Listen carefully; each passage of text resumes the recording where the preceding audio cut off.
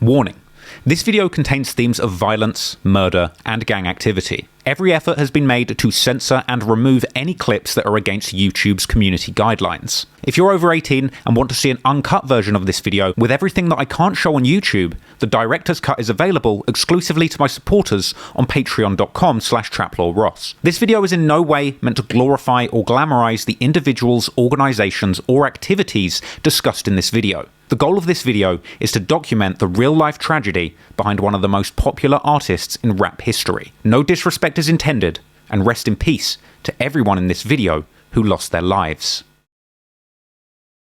On November the 11th, 2020, Melvin Noble, better known as the rapper Mo3, was driving along the I-35 expressway in his native Dallas when a car boxes him in and a masked gunman jumps out. Mo3 attempts to run for his life down the busy freeway, but he can't escape the gun-toting assassin who shoots Mo3 multiple times, leaving him to die in the middle of the busy freeway with traumatized commuters witnessing the execution and the aftermath for hours to come. This was a brazen, broad daylight hit, and despite wearing masks, the alleged shooter's identities and affiliations would eventually be revealed to the world. But anyone who'd been following Mo3's career closely would know that he had been embroiled in years of beef in his city of Dallas, going back and forth with his enemies in fights, shootouts, and on social media, as well as in the lyrics of his songs, with fans and followers analysing every move he made along the way. Mo3's death was sadly just the final chapter in a years-long back and forth between the city's two warring factions. And sadly, even after Mo3's shocking murder, the war in Dallas would continue to rage on. So today, let's take a closer look at Mo3, one of the most promising artists to ever emerge out of the city of Dallas, and the deadly feud which would sadly bring an untimely end to the rise of this potential superstar. Blood, you ain't never had no fight, blood. You ain't never did nothing, blood. You scary. You scary. Wherever you from, you will get hated the most. You know, most rappers die in their own city, man. It's a fact. Shot me in my hand, grazed my back. Man, I got shot in the leg. I couldn't drive. They took me to the emergency. It's like he wasn't supposed to die yet. A comedian. He ain't no gangster. When I got in the casket, I said, damn, this is how I feel to be dead. A Dallas rapper is dead today after he was shot on I-35. 28-year-old Mo3. Today's story takes place in Dallas, Texas. Combine that with the nearby Fort Worth and the areas surrounding it, and that makes up the Dallas-Fort Worth Metroplex, or the DFW. With a population of around 7.5 million in total, this makes it the fourth largest metropolitan area in the United States. Now, the state's gun laws allow a holstered carry, which means that no license or permit is required to carry a firearm. So, as long as you're over the age of 21 and got no felonies, you can legally pack heat in Dallas and protect yourself from the city's many dangers. But make no mistake, as you're going to see in this story, people take those privileges seriously. Now, the murder rate in Texas per 1,000 people is exactly the same as the overall United States. But if we take a closer look at the city of Dallas, the average rate of violent crimes jumps significantly, with the number of murders per 1,000 people more than double the US average. And the city's crime index being a 5. And that's not a 5 out of 10, that's a percentage out of 100. And one potential reason for this above average crime rate could be the fact that the city of Dallas is considered a major United States drug market, being identified by the Justice Department as a leading distribution and transshipment hub for narcotics traveling in from Mexico and going to other parts of the United States, with the DEA and local cops constantly busting drug gangs in the city. Now, gangs and gangsters seem to operate all over Dallas, and as seems to be the case all over Dallas and America and even the world at large, eventually some of those talented members coming up out of gangs would eventually end up making music, with this music finally giving the world an insight into the real goings-on in the city's criminal underworld. And over the past 10 years, when it comes to gangster rap, there are two big names that have emerged from the DFW, coming from opposing sides of town but equally talented. These names are Mo3 and Yella Beezy. And unfortunately, as you're about to find out, despite hailing from the same city and sharing so much in common, these two individuals will grow to hate each other, with a deadly war spilling onto the streets of Dallas and into the music industry, with local citizens and fans hanging on to their every word. As a deadly war broke out, with these two battling rappers fighting to the death for the crown of who would be the hottest rapper in the city. So, to begin, let's head to the north side and tell the origin story of Mo3.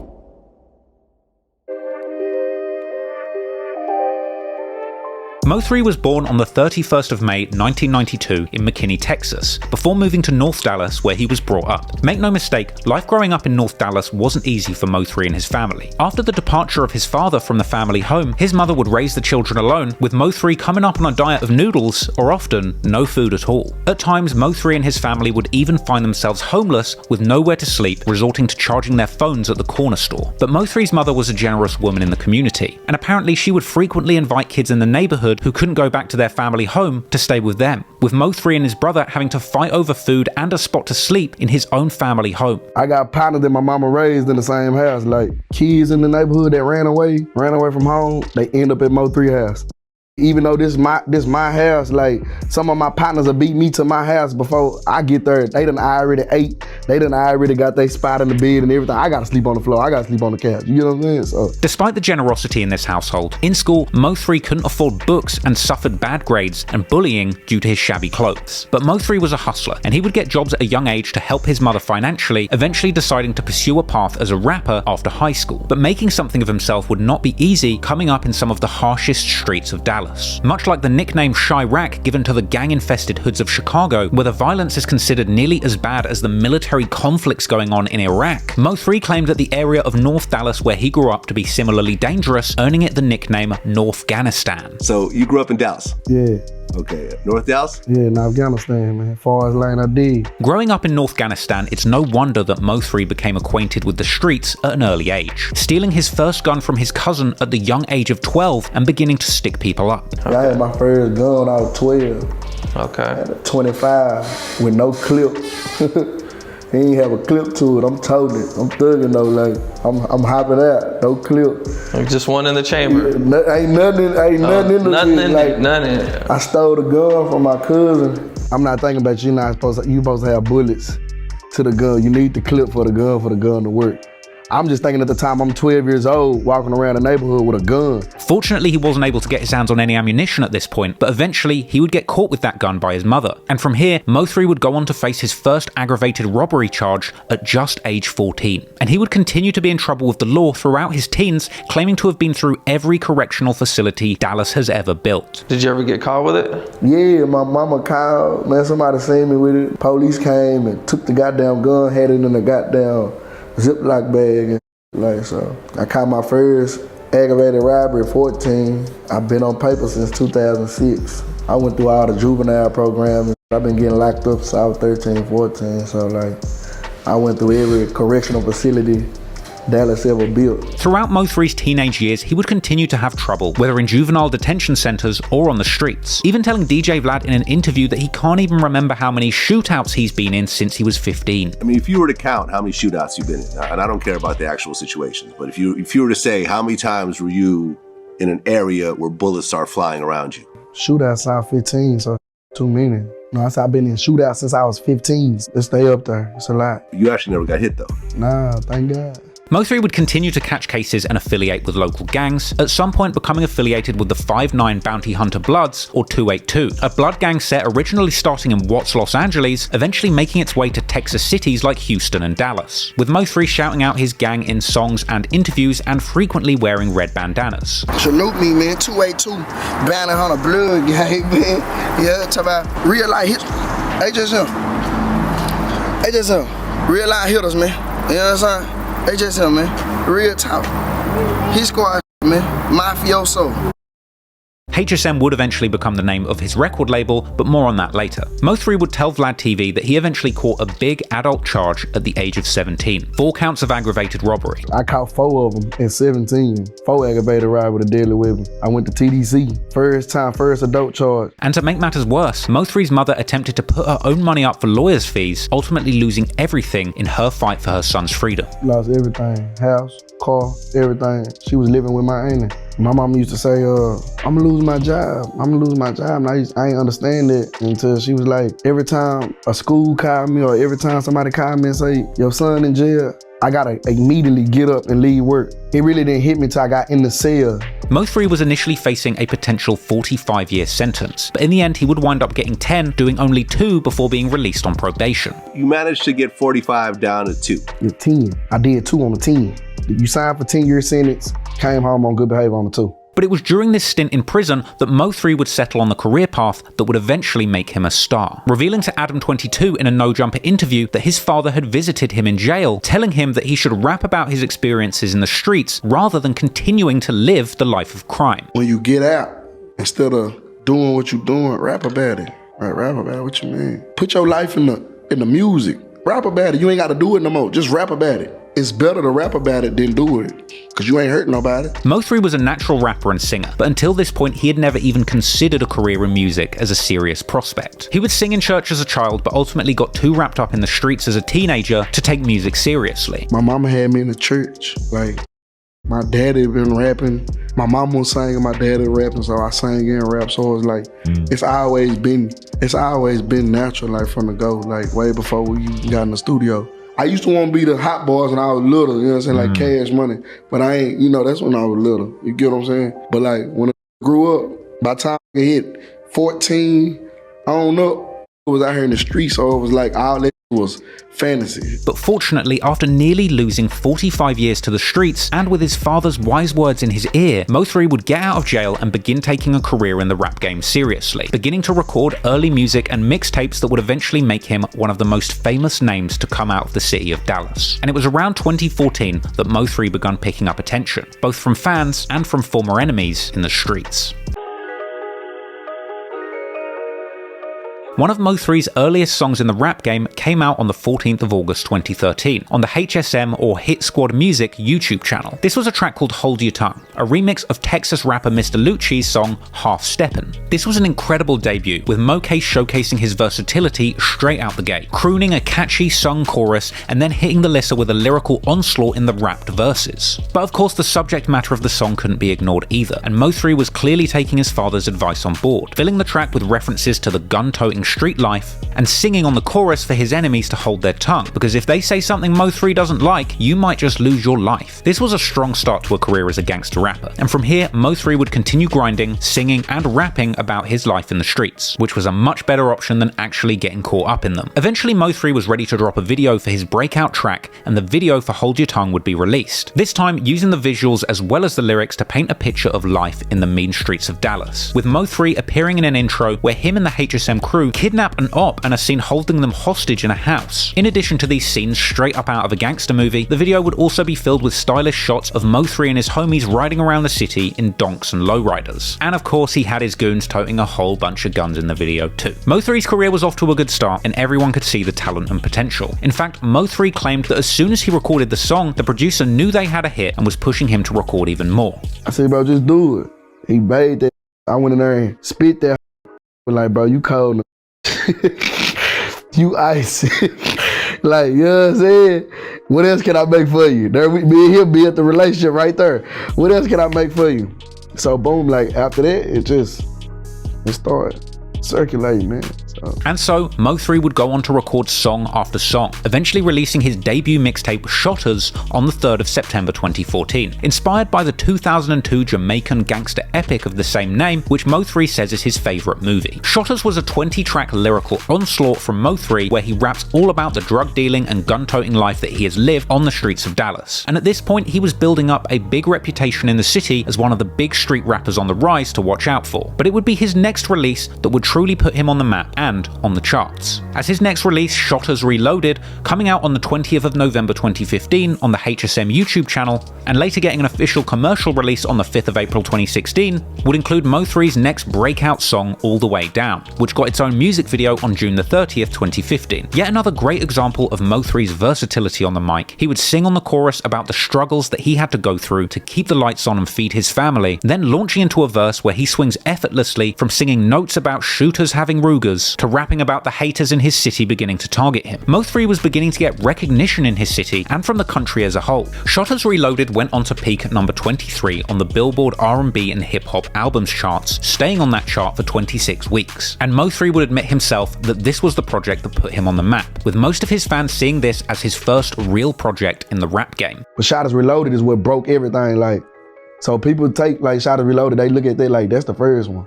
You know what I'm saying? That's the second one. You know what I'm saying? So By this point, Mo3 was making big money off the rap game, taking to social media to show off his cars, guns, and money. Big farm whipping, you understand me? Yeah. Panoramic roofs, panoramic roofs. I got 7 cars. Yeah, man, quit playing, man. This is how we really living, man. Big money, big everything, yeah. Big diamonds, big rollers, big jewels. Y'all walk in my house, see me, man. Y'all walk in my house, I see me, man. Quit playing, man. You look real good, man. My view look real good, man.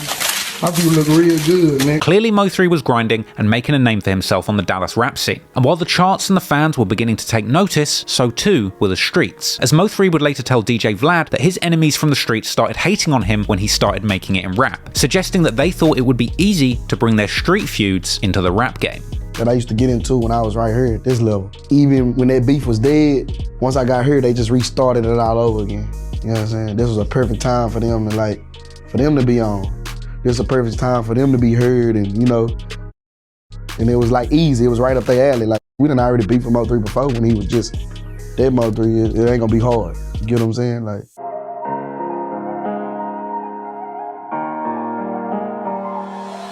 Whilst Mo3's impressive versatility on the mic made him one of the most buzzing artists in the Dallas rap scene, he wasn't the only one. Sadly, it's often the case in rap that when two big artists come out of the same city, rather than getting along and lifting their city up musically together, often there emerges a bitter rivalry and battle over the top spot in that respective city. And when it comes to Dallas, the other big name that rings bells in the city is Yella Beezy. Born and raised in Oak Cliff, Dallas, an area with a dark history of murder, with it actually being the area where JFK's assassin Lee Harvey Oswald lived and planned the murder, Beezy would come up in these troubled streets, later telling Adam 22 in a No Jumper interview that he was a troubled kid who couldn't do anything right, until he found his calling in rap music. So you were getting in trouble a lot while you were young, or? Yeah, I did. Anything in particular? Everything. I was getting kicked out of school 7th, 8th grade. That's why I feel like the music part was my calling, cause I couldn't do nothing else. Right, but music at the time, you know what I'm saying? Yella Beezy had it hard coming up too. When he was just age 12, his father was murdered outside their family home on Mother's Day, with him revisiting the scene of that killing in a harrowing 2019 documentary for XXL. Right here, this the house where my daddy got killed at. I was 12. I was turning 13 that October. And she was like, something happened to your daddy. Guess crept up behind her, hit him up. And he was laying, I think they say he was laying on his back with his legs up tight. I be replaying that night in my head all the time. It's my first time ever just getting out at this motherfucker since then. As a teenager, after the killing of his father, Beezy got involved in the streets and became affiliated with local Rollin' 60s Crip gangs, another gang originating in Los Angeles and eventually spreading to the streets of Dallas. As he got older, Beezy would end up working in the drug trade to provide for his family after the loss of his father. But since finding his calling in the rap game, he would find an alternative route to the money that his family needed to survive. And at just 13, Beezy would begin rapping after being inspired by Baton Rouge rappers Boosie Badass and Kevin Gates. Yella Beezy would release his first mixtape at just age 14, titled Mash Mode Overload. And in 2012, he would drop his second mixtape, Lil Yella Mane. From here, he would continue grinding and dropping freestyles like this 2014 freestyle on Say Cheese. But he would land his first hit in the rap game in 2015 with the track Trappin' Designer. Beezy claimed in a XXL interview that Dallas is a fashion city, and the concept of a song all about designer clothes appealed to the many fashionable hustlers in the city of Dallas. Trappin' Designer would end up on his 2017 mixtape, Broke Nights, Rich Days. But it didn't come along with a music video, and despite catching a little buzz on Dallas radio and in the clubs, it would be Beezy's next single, That's On Me, that would make him a star in Dallas and the whole of America. Recorded in March 2017 but released in October, Yella Beezy later told Adam 22 on No Jumper that he threw out the song with a basic music video and the city threw their support behind him and the song. So when That's On Me came out, did you release it as a single? You knew that was a special song? I actually just threw it out there because I thought it was another song on my tape that was gonna do it because it had more of a club energy. Right, because I was reading about how it kind of popped off on the radio before it popped off on streaming services.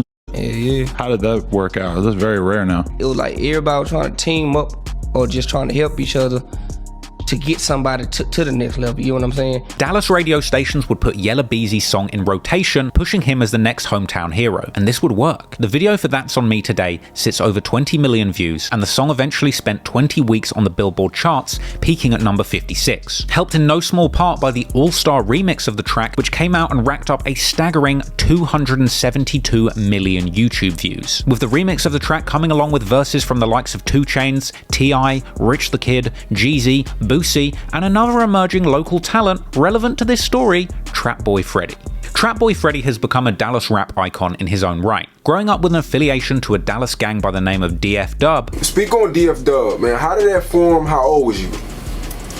I was like 14 then. DF Dub, down for whatever AK, don't do it. You know what I mean? They were everything up for. Freddy was truly a trap boy from a young age, apparently opening up his first trap house at just 14 years old and making $500,000 from the streets before even becoming a serious rapper. My name Trap Boy. I started calling myself Trap Boy when I was 14, got my first spot. Well, how much money do you think you accumulated over the years by hustling? I would have saved all of it. Down to have about $500,000 by now. And Freddy is a close friend of Yella Beezy. In fact, still his biggest song to date is his appearance on the remix of Yella Beezy's monster hit That's On Me. But don't be fooled, Trapboy Freddy has carved his own place in the Dallas rap history books too. First coming to prominence off the back of a series of mixtapes, kicked off in 2016 with the release of Fourth Quarter on the 4th of July. A project coming with an impeccable cover art where Freddy's face is superimposed on a giant pile of cocaine being poured from a brick onto a scale. I can't lie, that's probably one of the best cover arts that I've ever seen for a drug dealer rapper. Now that project featured appearances from both Yella Beezy and Boosie Badass on the track Mind Your Business, a drug dealing anthem where Trapboy Freddy and Boosie would tag team the mic with aggressive bars about slinging dope in their hoods and telling nosy folks to mind their business. Clearly music or trapping was working out for Freddy because he would be seen interviewed on Say Cheese 2 days after that tape's release, flexing what he says was $80,000 in jewelry. Freddy's first mixtape was followed by Overtime in July 2017, with that followed by Trapboy Freddy Krueger 3 in February 2018, and this project would feature one of Freddy's biggest songs, the Posse Cut 6 Pick, featuring 6 local artists, Trapboy Freddy, Yella Beezy, Lil CJ Casino, Lil Ronnie, Sleazy Beezy, and another name important to this story, Go Yayo. Hailing from Fort Worth, Texas, Go Yayo was first introduced to the world as a rapper in January 2014, uploading the music video for his track Don't Trip to YouTube. A strong debut, using auto-tune to make melodic raps about his life, packing pistols, trapping and making money. He'd go on to make mixtapes like No Mo Free Yayo, the hard-hitting street track Boom in November 2015, the stick-toting anthem Damn It Man, and his tape Super Saiyan Yayo in 2016. This featured the track Me with Mo Free, and in fact Go Yayo was originally friends with Mo 3, working alongside him numerous times. Go Yayo and Mo 3 would be seen on Facebook together as early as December 2015, with Go Yayo even being invited to perform with Mo 3 and Young Dolph at a December 2015 show at Onyx. Now some people suggested that there was some tension brewing between these two's crews on stage, with some fans pointing out that it looked suspiciously like Go Yayo and his team were trying to nudge Mo 3 off the stage, with Mo 3 eventually leaving the stage with his manager.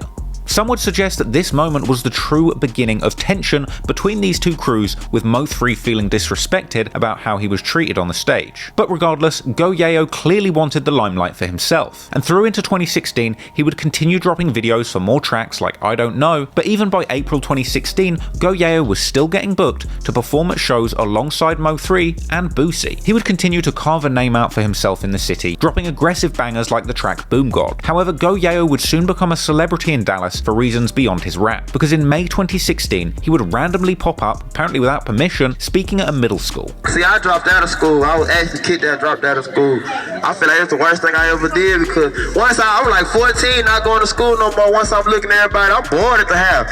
Like, where everybody at? Because I'm hanging with the older kids. Like, damn, all my home was at. You know where they was at? School. And it's funny because almost by accident, in this impromptu middle school speech, we kind of get an insight into Go Yayo's early life, dropping out of school and hanging out with the older kids in the streets. He really is trying to give these kids a lesson and tell them how not to make certain mistakes that he did. He goes on to tell the kids that they need an education to get money, and that choosing the streets was the worst thing that he did, and all he wants to do is make his mother proud. I'm talking about, you can't get no money not going to school. You gotta go out to school, get a job, you gotta do all that, go to college, live life, have fun. I told the streets, and it was the worst thing I did. I got shot when I was 14, my cousin got smoked, and it's just, I made a bunch of bad decisions. When I chose to rap, it saved my life. Now I got money, cars, I can do what I want to. But I really wish I went to school, cause my mama can't, your mama not gonna be proud of you in the streets going to jail, going or die or something like that. Your mama can't be proud of that. Yayo would even go as far as to disavow guns and violence in his music, explaining it as just an image. Other than that, like, the streets not where it's at. I know y'all heard a lot of my songs, y'all see guns and hear me saying a lot of gang stuff and all that. But that's just an image we gotta put on, cause I'm a rapper. So we gotta, you gotta flex a little bit. But I want y'all to know I'm just humble. I'm 19. I'm supposed to be out of high school 2 years ago. We'll see where I'm at right now. And then you little boys, y'all stay in school, play sports or something. You ain't gotta be no thug, ain't gotta be no gangster to be cool. Now, I personally think there was a pretty good message in there, but some of the locals didn't agree, which, to be fair, might have had something to do with the fact that at the end of the speech, he got all of the kids to chant Hood Fame Gang. On the count of 3, on 3, we're gonna say Hood Fame Gang. 1, 2, 3. Now, on 3, we're gonna say stay in school on 3. 1, 2, 3. Stay in school! Gang. Soon after this, naturally, Go Yayo found himself in hot water on the local news. By the sounds of it, you'd think this was the start of a concert. But what you're seeing in these YouTube videos was actually a pep rally for the STAR test at Morningside Middle School in Fort Worth. And this was the man hyping up the kids, a local rapper named Go Yayo. And you not people, almost as if he time traveled there through some sort of enchanted backwards. None other than Charleston White popped up on the news to complain about Go Yayo corrupting the local youth. Still in awe, I'm still in shock. Charleston White and Jesse Taylor, who run a local mentoring nonprofit, are amongst those calling foul on Fort Worth ISD. I done got shot when I was 15, my cousin was murdered all over this rap stuff. Wondering why the school would bring this person to speak to middle schoolers. Very distasteful. Very extremely distasteful.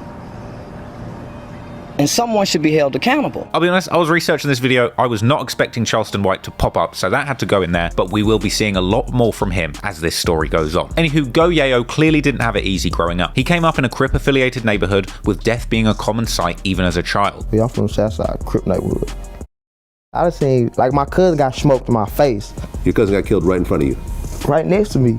With him later telling DJ Vlad in an interview that he was actually facing 20 years for attempted murder at the young age of 18, ultimately being lucky enough to finesse it down to a lesser charge. With this 100 IQ legal move apparently being the result of a relationship that he was having with a much older woman who was a top dog lawyer. They gave you a plea deal of 20 years. 20 years. I was going with this grown woman. I was 18. I was going with a woman that was 31. She went and got me. He tried to Cochran it for a word type. My lawyer got it dropped down from attempted murder, deadly conduct. Okay, so you had to accept that. Signed for a year, got out.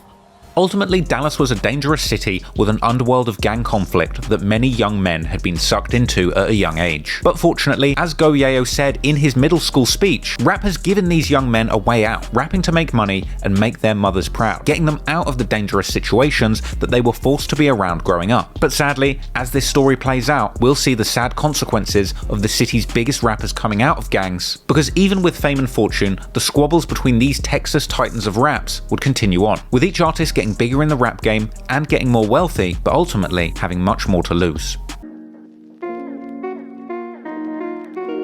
There's a few more important people to discuss before we talk about the beef between Mo3 and Yella Beezy, because there's several other neutral parties that will play a big role in this story. Sean Cotton from Say Cheese, for example, a prolific interviewer who would essentially become the DJ Vlad or Zach TV of Dallas, interviewing both sides of the beefing local rap scene and inadvertently getting right in the middle of the feud, eventually even picking up the attention of the local media for giving a voice to the gang members coming out of his city. A Fort Worth man is making a living going into neighborhoods most find unsafe to tell stories about gang life. Sean Cotton runs the YouTube channel Say Cheese TV and regularly visits high crime neighborhoods looking for stories about street gangs and gang affiliated rappers. The 28-year-old quit his $7 per hour job cleaning refrigerators 6 years ago to document gang life, and now he makes up to $15,000 a month with his YouTube channel. He also has deals with advertisers and rap labels through his work on Instagram. But danger is part of the job. Cotton wears a bulletproof vest and got a license to carry after a well-known Chicago blogger, Zach Stoner, was killed doing the same work just last year. My wear, for safety reasons, after my homie Zach TV, got killed, I kind of took in consideration to be more safe when I'm out in, poverty areas doing interviews. Cotton says that he gives rappers like 30 Rich the chance to change the narrative about his lifestyle, and he provides an unfiltered look at how life and rap music can intersect in the toughest neighborhoods in our country. Critics, though, say these types of videos glorify gang violence, but Cotton says the rewards outweigh the risks. Sean Cotton would actually say himself in an interview with Boss Talk 101 that he came up with the likes of Mo3, Yella Beezy, and Trap Boy Freddy. Mo3, Mo3, Yella, and all the stuff that happened with Trap Boy and all that. Every time I would hear about that, I would hear Sean Cotton is the one that was in the middle of that. No, it was because I came up with all three of them. So you got to understand. And I remember that. I remember you the only one that interviewed them that I really could think of. I would interview somebody and then they'd be like, no, that's not true. Let me get an interview. Let me tell my piece. And that's how it really came about. Essentially, Sean Cotton, in an attempt to put the spotlight on the rappers coming up in his city, may have accidentally given them an outlet to air out their grievances with each other, starting out in the early days with a nasty habit of frequently asking Texas rappers to name the top 5 rappers in their area. Overall, your favorite top 5 Dallas street artists right now? Freddie, Lowe's, Libido, K-Rilla, the Potato Pillar, my mother Suda, my mother Fat Pimp. Shout out to man. You'll be blowing up your phone after this joint. I ain't worried about it, but I call my phone up. In the beginning, there wasn't as much tension between the rappers in the city. Mo3, Yella Beezy, and Trap Boy Freddy had been seen in pictures together, seemingly on good terms before things took a turn for the worst. And Mo3 told Sean Cotton that Freddy was someone from the streets that he felt close enough to talk with at this period. Freddy, you know what I'm saying? I chop it over my off the rap, you know what I'm saying? Off the radar, that rap, you know what I'm saying? Really around, so that's the only really that get in there, get in there, and we gonna really, you know what I'm saying, get in there and come up with something, no charge added type. It seemed like only when some of the biggest names in Dallas had emerged from the streets, beginning to get fame and fortune and radio play, that the tension begun to rise. Mo3 would claim that his fame in the rap game caused a lot of people to bring their old beefs from the streets into the record industry. Meanwhile, Go Yayo had claimed that when he blew up in music, other people in his city got hypnotized with hatred. I'm going to school with, we used to be real close to where real beef now just because you still stuck in the one situation, but I'm in the same city, but I'm living like this and I'm doing this. This is actually a line that Southern rap legend Boosie, with close ties to the Dallas rap scene, would famously say to DJ Vlad, suggesting that when rappers get famous, the biggest haters come from their own native city. Wherever you from, you will get hated the most. Most rappers die in their own city, man. It's a fact. And ironically, Boosie himself would even find himself right in the middle of the Dallas rap beef too. Things were good at the start, with Boosie sharing the stage with local rap stars like Mo3 and Go Yayo. Boosie was really looking at Dallas as a potent talent pool where he might sign artists. Boosie would even appear in an early Mo3 vlog, meeting him at a meet and greet and expressing interest in signing him. Oh, that's TQ tell me you want sign, huh? Say you gonna make me some money. Oh, my big brother say. Say you selling out shows around here. I gotta check you out, man. I gotta check. Let's get us a flick, man. I ain't heard, TQ called to me today, say he do open it up for you. You thinking about signing? It ain't nobody there. Yeah. That's what I need. I need me an artist from Dallas. When I ain't getting the money, he be getting all the money. I'm bringing to see that real street. All the way, like all the way. Gangland. Let them know, man. Let them know, man. Hey, bro. Yeah, they say selling out show. My brother called me this morning, like, you gotta see this from Dallas, man. This got no love. Yo, man. So I'm be checking him out tonight. I'm this nigga, we might be signing this. This moment clearly meant a lot to Mo3, who had previously called Boosie one of his favorite people to emerge from the rap game. Growing up, Boosie was your favorite rapper. He's still my favorite rapper. Still your favorite rapper. He ain't my favorite rapper. He's my favorite street. He's my favorite person. He's not a rapper. And after making a personal connection with Boosie Badass, Mo3 would begin to refer to himself as Mo3 Badass, with the name appearing in an alternative cover art to his breakout mixtape Shotters Reloaded. And from there, continuing to release music with Boosie's blessing, like his next project, 4 Indictments, which would feature a collaboration between the two, the track What She Said, an explicit thug love anthem which I have no doubt had the ladies of Dallas's panties thoroughly moistened. I've heard Boosie Cologne has the same effect. Anywho, while Mo3 is developing his career and forging deep ties with the rap legend Boosie Badass, Yella Beezy is pushing his forward too. Off the back of his street hit Trap in Designer, he was picking up some buzz, playing shows and doing interviews. And of course checking in with Sean Cotton on his channel, Say Cheese, to reveal his top 5 Dallas rappers at the time too, naming himself, Trapboy Freddy, Go Yayo, Lil Ronnie, and Mo3 in his top 5. There's no reason why you shouldn't. When motherfuckers coming to this city, bro, I bet you I'm one of the names they gonna talk about when they speak on the city. Yella Beezy, give me your top 5. Freddie, Ye, you said DFW or just DFW?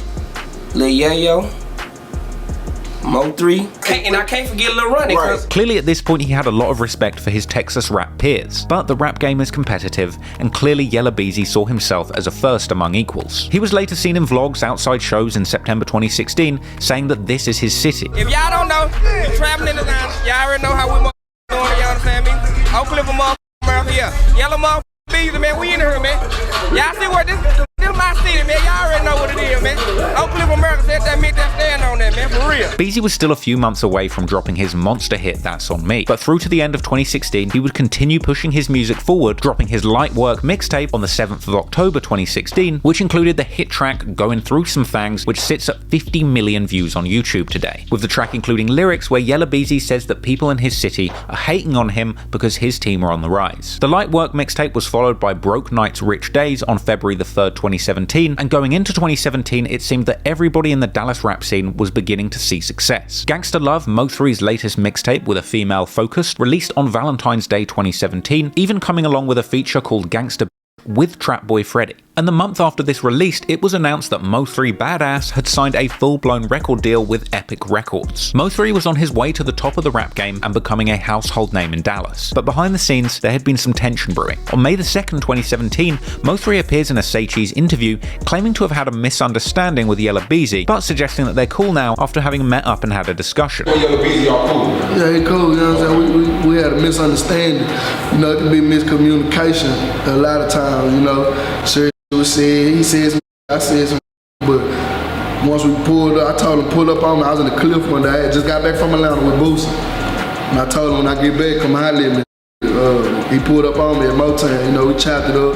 We just got a whole bunch of misunderstood out the way, you know, they did. Mo3 would go on to say that him and his homies play Connect 4 and bet big money on it, suggesting that he had taken Trapboy Freddy for a large amount gambling. Won't see me in Connect 4, we bet big money, like not real talk.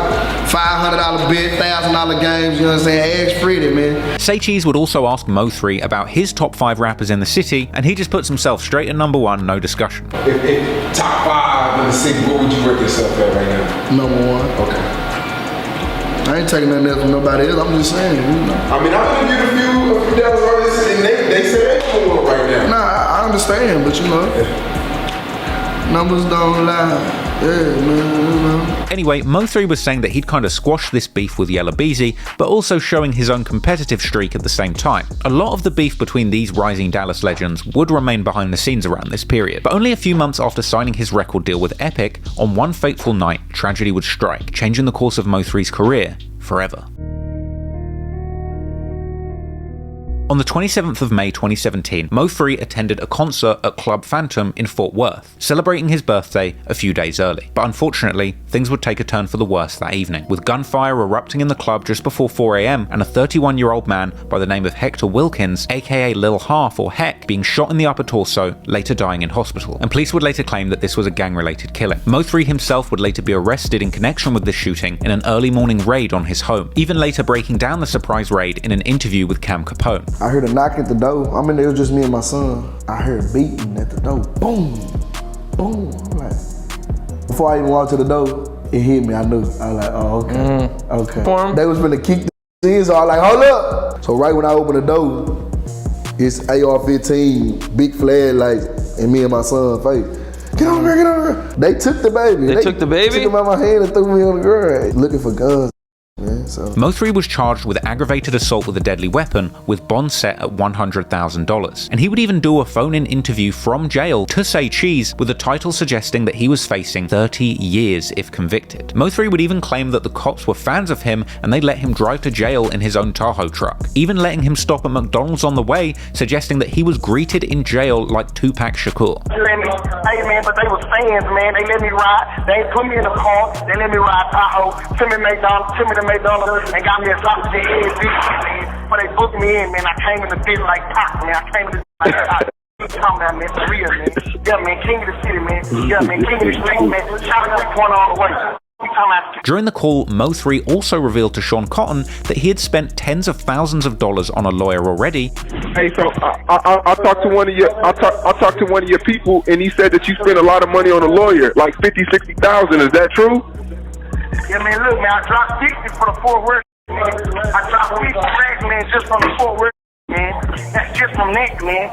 Yeah, man. Now I gotta spend another 10 to get out. That's another 10 to get out, man. That's another 10 to get out. Then gonna drop another 10 to fight the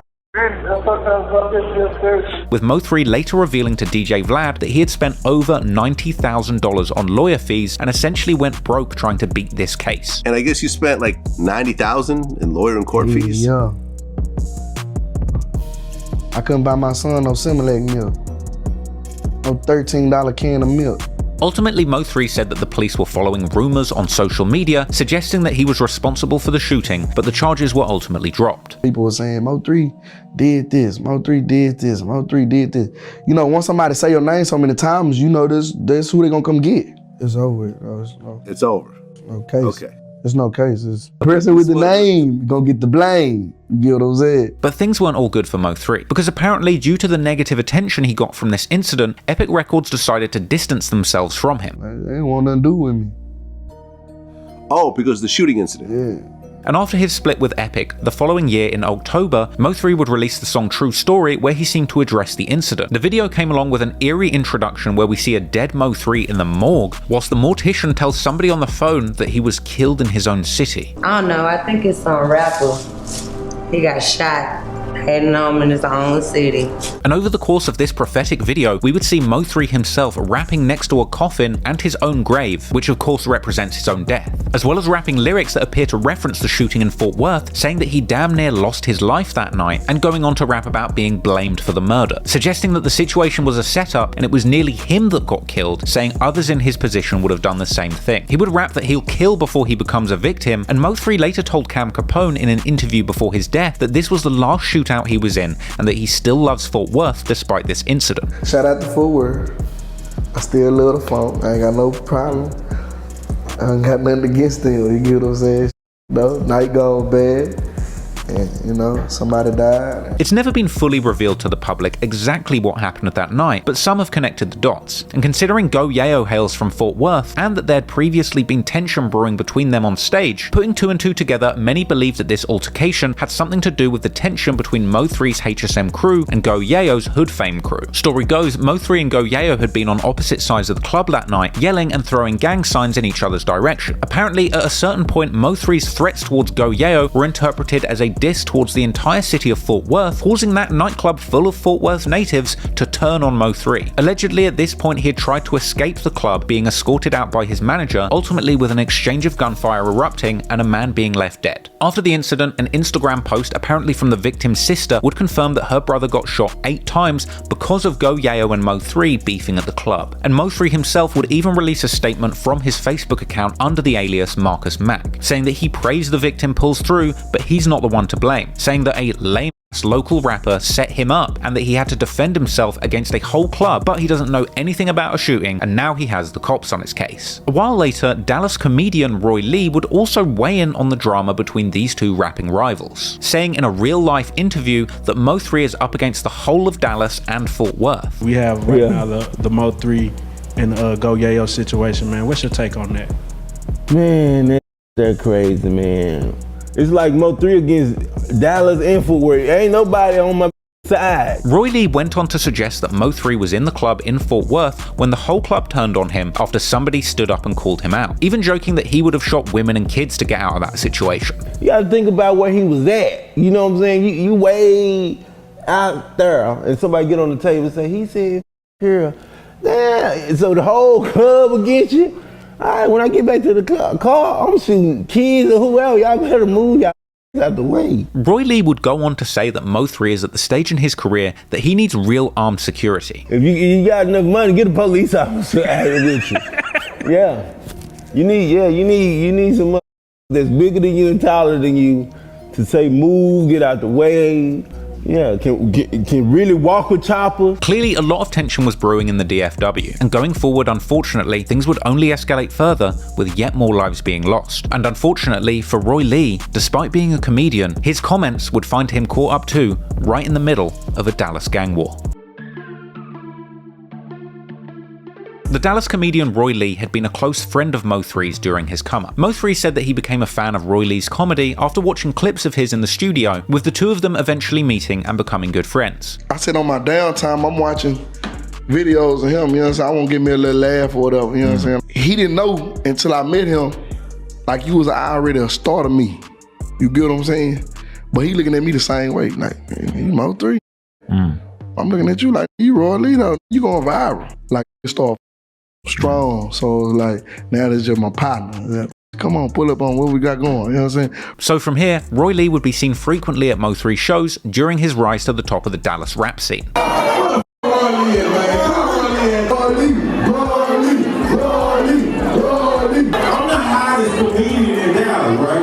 However, in an interview following Mo3's arrest for that fatal shooting in Fort Worth, Roy Lee would end up dropping some shade on Mo3's rival Yella Beezy, saying in a real-life interview that some of the rappers claiming Oak Cliff can come over and get robbed. This was an apparent reference to an earlier video where Yella Beezy had claimed to be from Oak Cliff, America, and saying that he runs the city. Oak Cliff, America, yeah. Yella Beezy, man, we in here, man.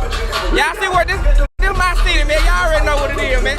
Oak Cliff, America, said that meant that stand on that, man, for real. Come on. You from America, you from Oak Cliff, America. Don't with us till you come on up so we can rob you. Because you ain't really from over here, right? Apparently this comment was taken as a sign of disrespect by Yella Beezy and others from Oak Cliff, and apparently following this interview's release, a fight would take place between Roy Lee and Yella Beezy at the King of Diamonds nightclub. On August the 16th, 2017, Roy Lee took to social media to call out Yella Beezy in a heated rant, admitting to dissing Yella Beezy in the earlier interview, suggesting that he wanted a fair one-on-one fight with Beezy like he was in prison, and suggesting that Beezy and his whole crew had jumped him. I did an interview and I was talking about I ain't lying in the interview. You understand me? This beef ain't got nothing to do with nobody else but Yella Beezy and Roy Lee. This little boxing match ain't got nothing to do with nobody else. All these hot side. What's up with them partners back there, Yella? What's up with them dudes back there, man? What's up with them dudes back there? Them riders. Yeah, them riders back there behind you right there. I ain't talking to them, I'm talking to you. Yeah, I want the one-on-one with you. I ain't talking about them. Tell them behind you to chill, man. Tell them to chill. I ain't got number 4 people with me. I ain't called my cousin them.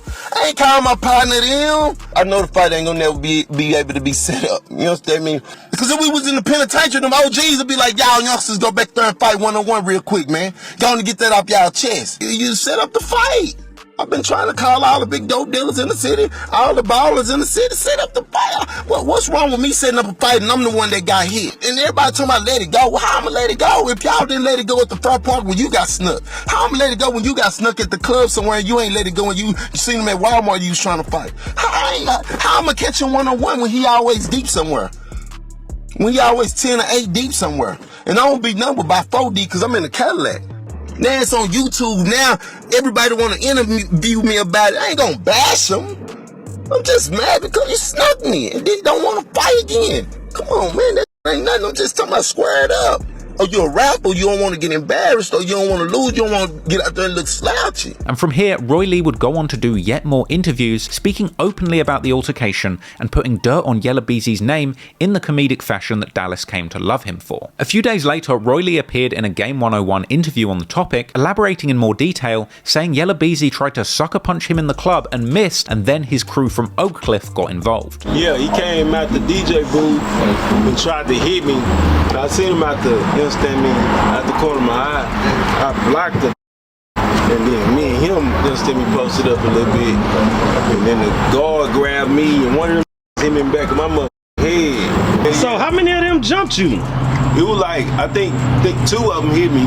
Well, one of them hit me in the back of my head, and one of them snatched my chain. Roy Lee would continue to repeat his calls for a one-on-one fight with Yella Beezy, and beginning to call him a new nickname, the Pink Panther, and continuing pushing for a fight. So you waiting on a fight with who? The Pink Man, Pink Panther, whatever y'all want to call him, man. You're just trying to get him around, man, but he running and ducking and dodging. Hold on, man, who you trying to get? Damn, you jumped straight out the gate, man. Yeah. Who you trying to get around with? Yo, Pink, the Yella Belly, Yella Beezy, man.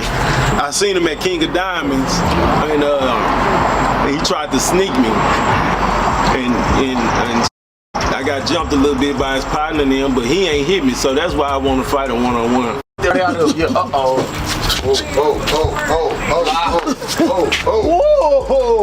Killed him. I mean, plus it'll be good to show the kids that we ain't gotta shoot guns and do all that. Hey, you bet your money though, right? His career is demolished. Ain't I right for that? Clearly, Roy Lee was upset about the disrespect, and he was hell-bent in interviews to call out Yella Beezy, mock him, and put dirt on his name. Perhaps he really wanted the fight, or perhaps he just felt that these rants made for funny content for his followers. But over the course of these interviews, he would continue to mock Yella Beezy and saying that he's not really from Oak Cliff. What do you mean that he didn't go to no schools in Oak Cliff? He ain't go to no school. He had to go to schools in Oak Cliff to be from Oak Cliff? Yeah, you gotta go to school. Yeah, you gotta go to school in Oak Cliff to help fight somebody. And I guess he's saying, I'm telling him he ain't from Oak Cliff. He ain't go to no school in Oak Cliff. I'm not lying, because if I was lying, he would have been said something. Like, I went here. Perhaps Roy Lee didn't realize at the time that he was playing with fire, or perhaps he simply didn't care that he was dissing one of the city's most beloved street rappers with an army of fans and goons ready to put in work for him. But he refused to let it go and continued cracking jokes in interview after interview. In November 2017, Roy Lee did another interview with Real Life, saying that Yella Beezy had turned down his offer of a one-on-one fight and he still wants get back. But now I called him out to fight for $8,000. He talking about, nah, I don't want to fight. What my leg gonna come back at? I'm gonna get mine, man. And he'd go on to say that him and Beezy can't squash their beef any other way than a fight. Some shit. And you and Yella Beezy should be squashed. No, I need that boxing match. That's what he's scared of. He talking about, just see him when you see him. Nah, y'all gonna be deeper than me. I don't go number 4 deep to the club. I don't go number 5 deep to the club. Y'all gonna be 7 cars deep, man. Lee would continue calling out Beezy for not being from Oak Cliff and saying that at least Mo 3 went to a tough school in the Dallas area. You ain't go to the DISD schools, you understand me? You don't count. That's why I hurted me, because they was with Mo 3 and other rappers saying that they wasn't from where they from, but Mo 3 went to these schools in North Dallas. You understand me? But he didn't go to Oak Cliff, Sock, Kimmel, Carter. Eventually, Roy Lee would get heated, going as far as to say that Yella is a and that he should stop talking about shooters, even threatening to involve people's mothers and grandmothers. No, you can't get mad at me. I'm the comedian. Now you talking about, nah, I don't want to fight. Now you want to send your shooters. You can get ugly like that. I can screenshot mamas and grannies and hey, you talking about, they didn't got nothing from here. I'm talking about from here. I ain't talking about from here. That's easy. You know, I just got out of jail from seeing locked up, finna go do 60. Roy Lee would end the interview with one final piece of disrespect, saying if Yella Beezy can't fight him in his own city, then he will get robbed when he leaves Texas, and even questioning whether or not he is really a Crip. So if you go out of town to New York, you don't snatch that. If you go to Atlanta, Chicago, California, you don't take that. But you want to take it to some shooting. I don't know, ain't no Crips in Forney, ain't no Crips in Mesquite. Roy Lee's mockery of Yella Beezy was relentless. Clearly his comedy skills combined with a bruised ego over the sucker punch had Roy Lee cracking joke after joke at Yella Beezy's expense. But to be fair to Yella Beezy, it's understandable why he wouldn't want to fight a comedian for $8,000 at this point, because during this time in 2017, his career was going from strength to strength. In 2017, Yella Beezy's career was taking off. His latest mixtape, Light Work Volume 2, released on the 21st of November 2017, and that tape included his future hit single, That's On Me. The track had lyrics where Beezy referred to his ops being after him, and he would rap that people are following him on Twitter and in the streets trying to rob him, but saying he keeps his pistol on him, as well as lyrics where he denied ever being shot. The track itself got a music video and a major push from Beezy's team, and from here, the song became a monster hit over the course of the next year. Today, the video for that song has over 130 million views on YouTube, with the track gaining mainstream traction, even peaking at number 56 on the Billboard Hot 100 charts, eventually with the song being certified gold. And from here, getting an all-star remix that racked up a staggering 272 million YouTube views, including extra verses from 2 Chainz, T.I., Rich the Kid, Jeezy, Boosie,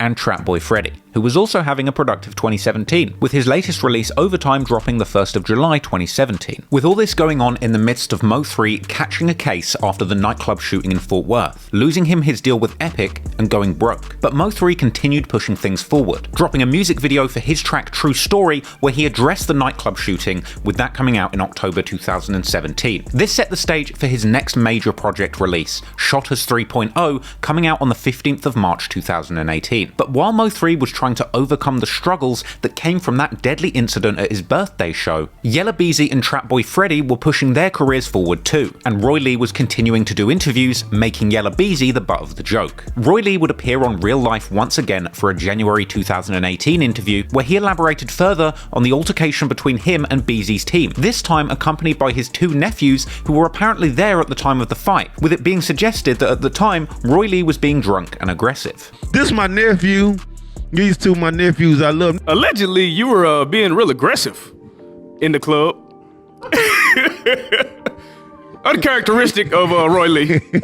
And I see him start going at the mouth. All right, who you be with? You with Yella Beezy? That's his exact word. He just tripping. He drunk. This what he do. We drink. So I'm watching him. He steady asking, "Oh, you be with Yella Beezy?" The don't look like he ain't got nothing to do with that. Confused. He don't know what's going on.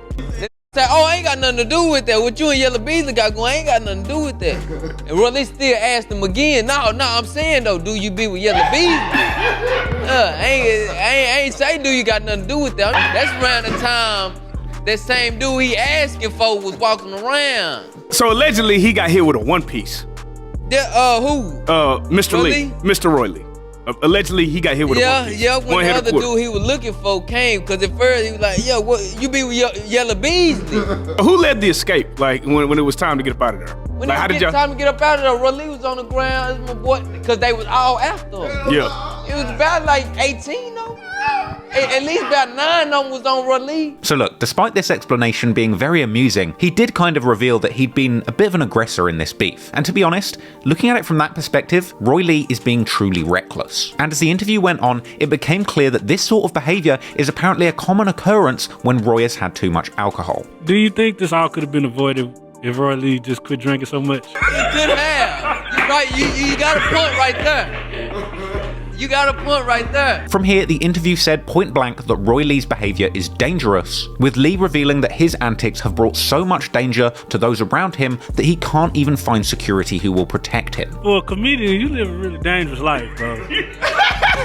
Nah, security guard told me that. Security guard told me that. He said, "Man, I don't think I could be your bodyguard. You doing too much." I said, "No, we need you to come on, man." And I'll be honest, it was this follow-up interview which made me feel a little bit more that Roy Lee was just out here without a care in the world for his own safety or those around him. At one point, his nephew even tells him to squash the beef, and Lee refuses. I said, it's a squash between you and Yella Beezy.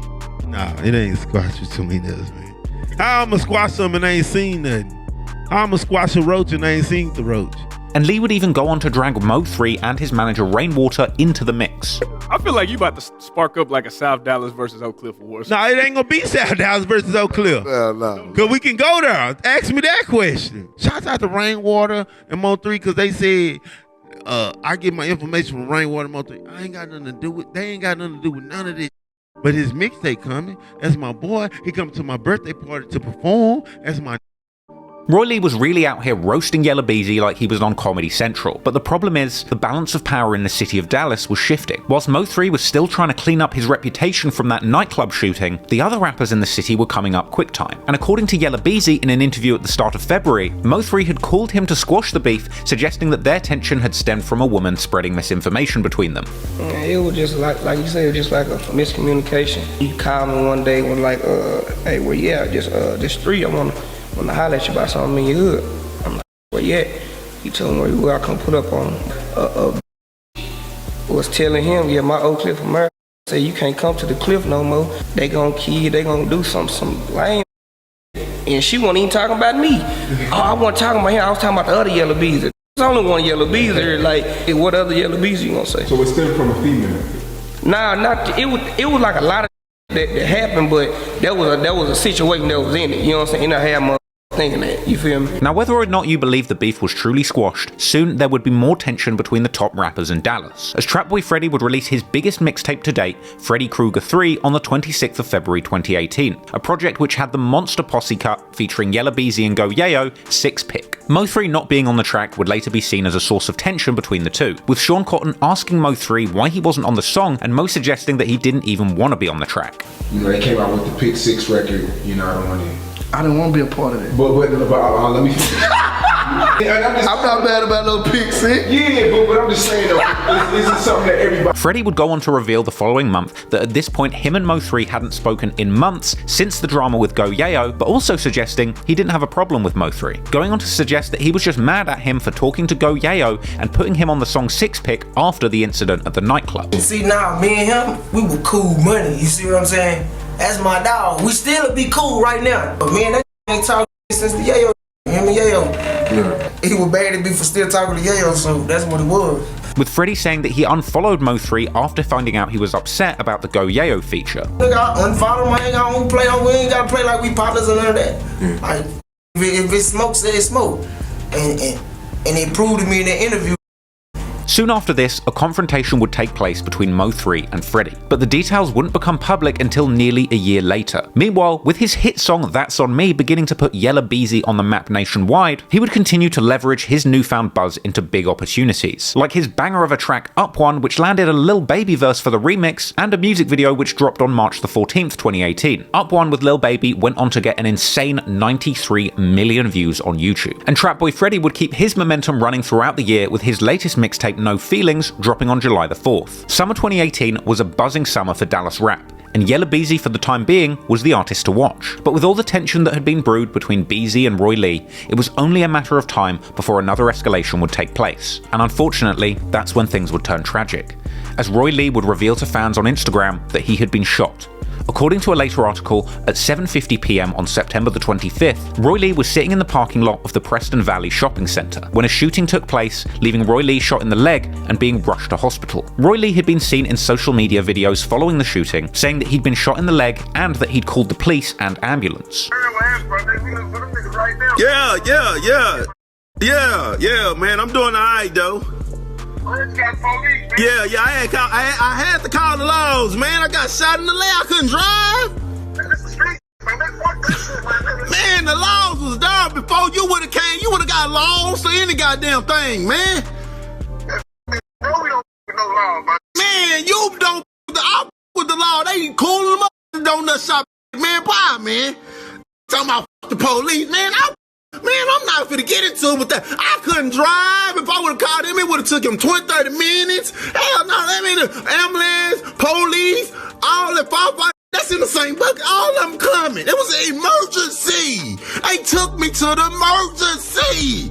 They talking about, boy, I know this too much of a thug, man. Talking about what they doing, what they don't do. Roy Lee had seemingly recovered well from the incident, and for weeks following the shooting, he would continue to perform live stand-up comedy. But at some point, he would take a turn for the worse. Other clips would circulate on social media showing Roy Lee laid up getting treatment in the hospital after the shooting, and he would continue to discuss the shooting on social media, saying that the shooters must have seen him at the Texaco gas station. Yeah, I know your leg's broke. So I know, that's what I was saying. No, by my ankle, the left ankle. It's out my hands, man. It's out my hands, man. No, I got shot, Brandon. I was just about to go. I was just about to drive out. I said, I'm at Texaco. Oh, I thought you said Shells. So I just backed in the park at the barbecue spot. So obviously they seen me at Texaco. I'm just saying, I think they was watching me at Texaco. Because Texaco and Shells across the street, across from each other. I was just sitting in the car. And despite briefly recovering from his injuries and continuing to perform comedy, Roy Lee would sadly pass away due to blood clots in his lungs at 1:15 p.m. on October the 13th, 2018, as he awaited another surgery. Roy Lee was beloved in the rap community, even beyond Dallas, with the likes of even Young Thug mourning the loss of Lee on Twitter. Naturally, those close to him in the Dallas rap scene, like Mo3, would be devastated by the loss, with Mo3 later opening up about his friendship with Roy Lee to Adam22 in a No Jumper interview, showing off the commemorative chain that he got made in Roy Lee's memory and saying that it wasn't right for him to go out like that. What was it like when he passed? It hurt me. Yeah. Yeah. I never put him on a shirt. I never put him on a shirt. Because it meant too much? I put him right here. Shirt. It's like he wasn't supposed to die yet. Like, you know what I'm saying? A comedian. He ain't no gangster. Him getting shot and all this, it's like, that wasn't for you. You get what I'm saying? Like, that ain't even for your whole, you get what I'm saying? Right.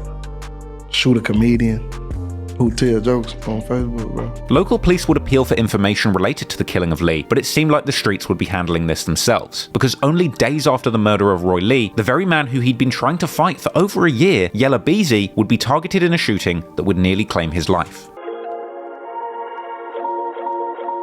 Despite the tension on the streets of Dallas, Yella Beezy had a record 2018. His buzzing hit That's On Me got in rotation on Dallas rap station K104 in March, and the song caught on at other radio stations, eventually becoming radio's #1 mainstream rap and R&B song at the time. Yella Beezy was charting on Billboard, and in September, he would get another industry W. Off the back of his buzz in Texas, he was invited to open for Jay-Z and Beyonce in Arlington at a September spot on their On The Run 2 tour. This was also the song that put Yella Beezy on the radar of rap A&R Chris Turner, who landed him a big deal on LA Reid's record label Hitco. Things couldn't have been better for Yella Beezy at this time in his career. However, the goings-on in the streets had the potential to put the brakes on his incredible career run. Following the tension with Roy Lee, individuals claiming to be affiliated with Dallas Crips were taking to social media and sending threats. You jump Roy Lee, hear me? Yeah, what, cuz? I don't give a what kind of gang you in. What's cracking? I don't know what kind of loc you is, but I don't give a what's up? You might be a neighborhood or a something. I don't know what the you is. I don't know what the you is, and I really don't give a. And you can't do that. You out here, mother, think you tough, cause you got a little money, you got you a little social buzz. Oh, Crip, what's up?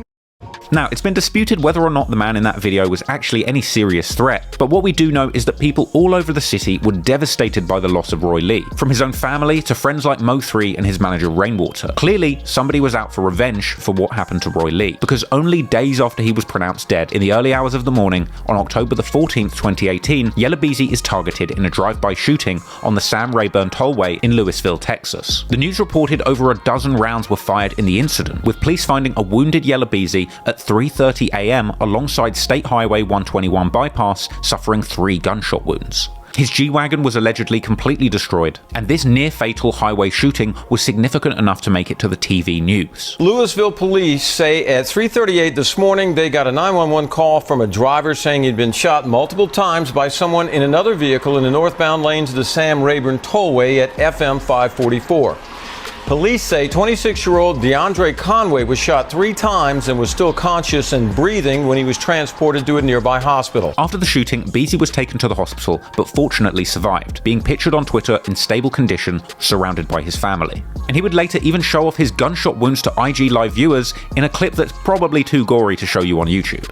Unity. You know what, right now, anybody loosen it up some. Otherwise, it's going to take out some healing skin.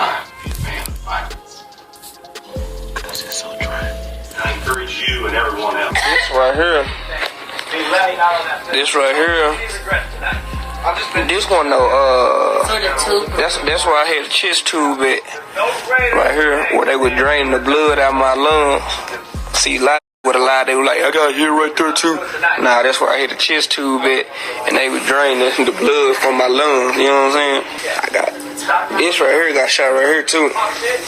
Yeah, y'all gonna see how ugly my nipple look. Yeah, everything going on Apple, going on everywhere, all music platforms. You feel me? Seemingly, no arrests would be made in connection to this shooting, and despite the Dallas Observer reporting that Beezy's rapid rise had been halted by the shooting, following his recovery, Beezy would quite literally be back at it again, continuing his career on an upward trajectory through the rest of 2018, releasing his next project, Ain't Going Back, in November, which had big features from his idols Boosie and Kevin Gates, as well as YG, Lil Baby, 2 Chainz, T.I., Jeezy, and Rich the Kid. And that same month, Yella Beezy also opened up about the shooting in an extensive Breakfast Club interview, where they questioned him more intensely than the Dallas police probably did. He would explain that he left a club and people were following him home on the highway, eventually opening fire on his car. You know, I told him I gotta go. So when I'm leaving, I get up in the car. Everybody know, like, when you leaving the club, you gotta be looking, like, through your rear view. Like, you gotta try to see who follows. So when I leave the club, I'm running red lights and everything. Same with me. If you coming through the red light, that means you follow. So I'm on top of it, so I know what to do. Like, after that, you get what I'm saying? I'll get on the highway, I'm punching it. Like, it seemed like a couple cars trying to pull up on me. When I'm looking down, that's when I guess the car put up beside me to start letting into the car or whatever.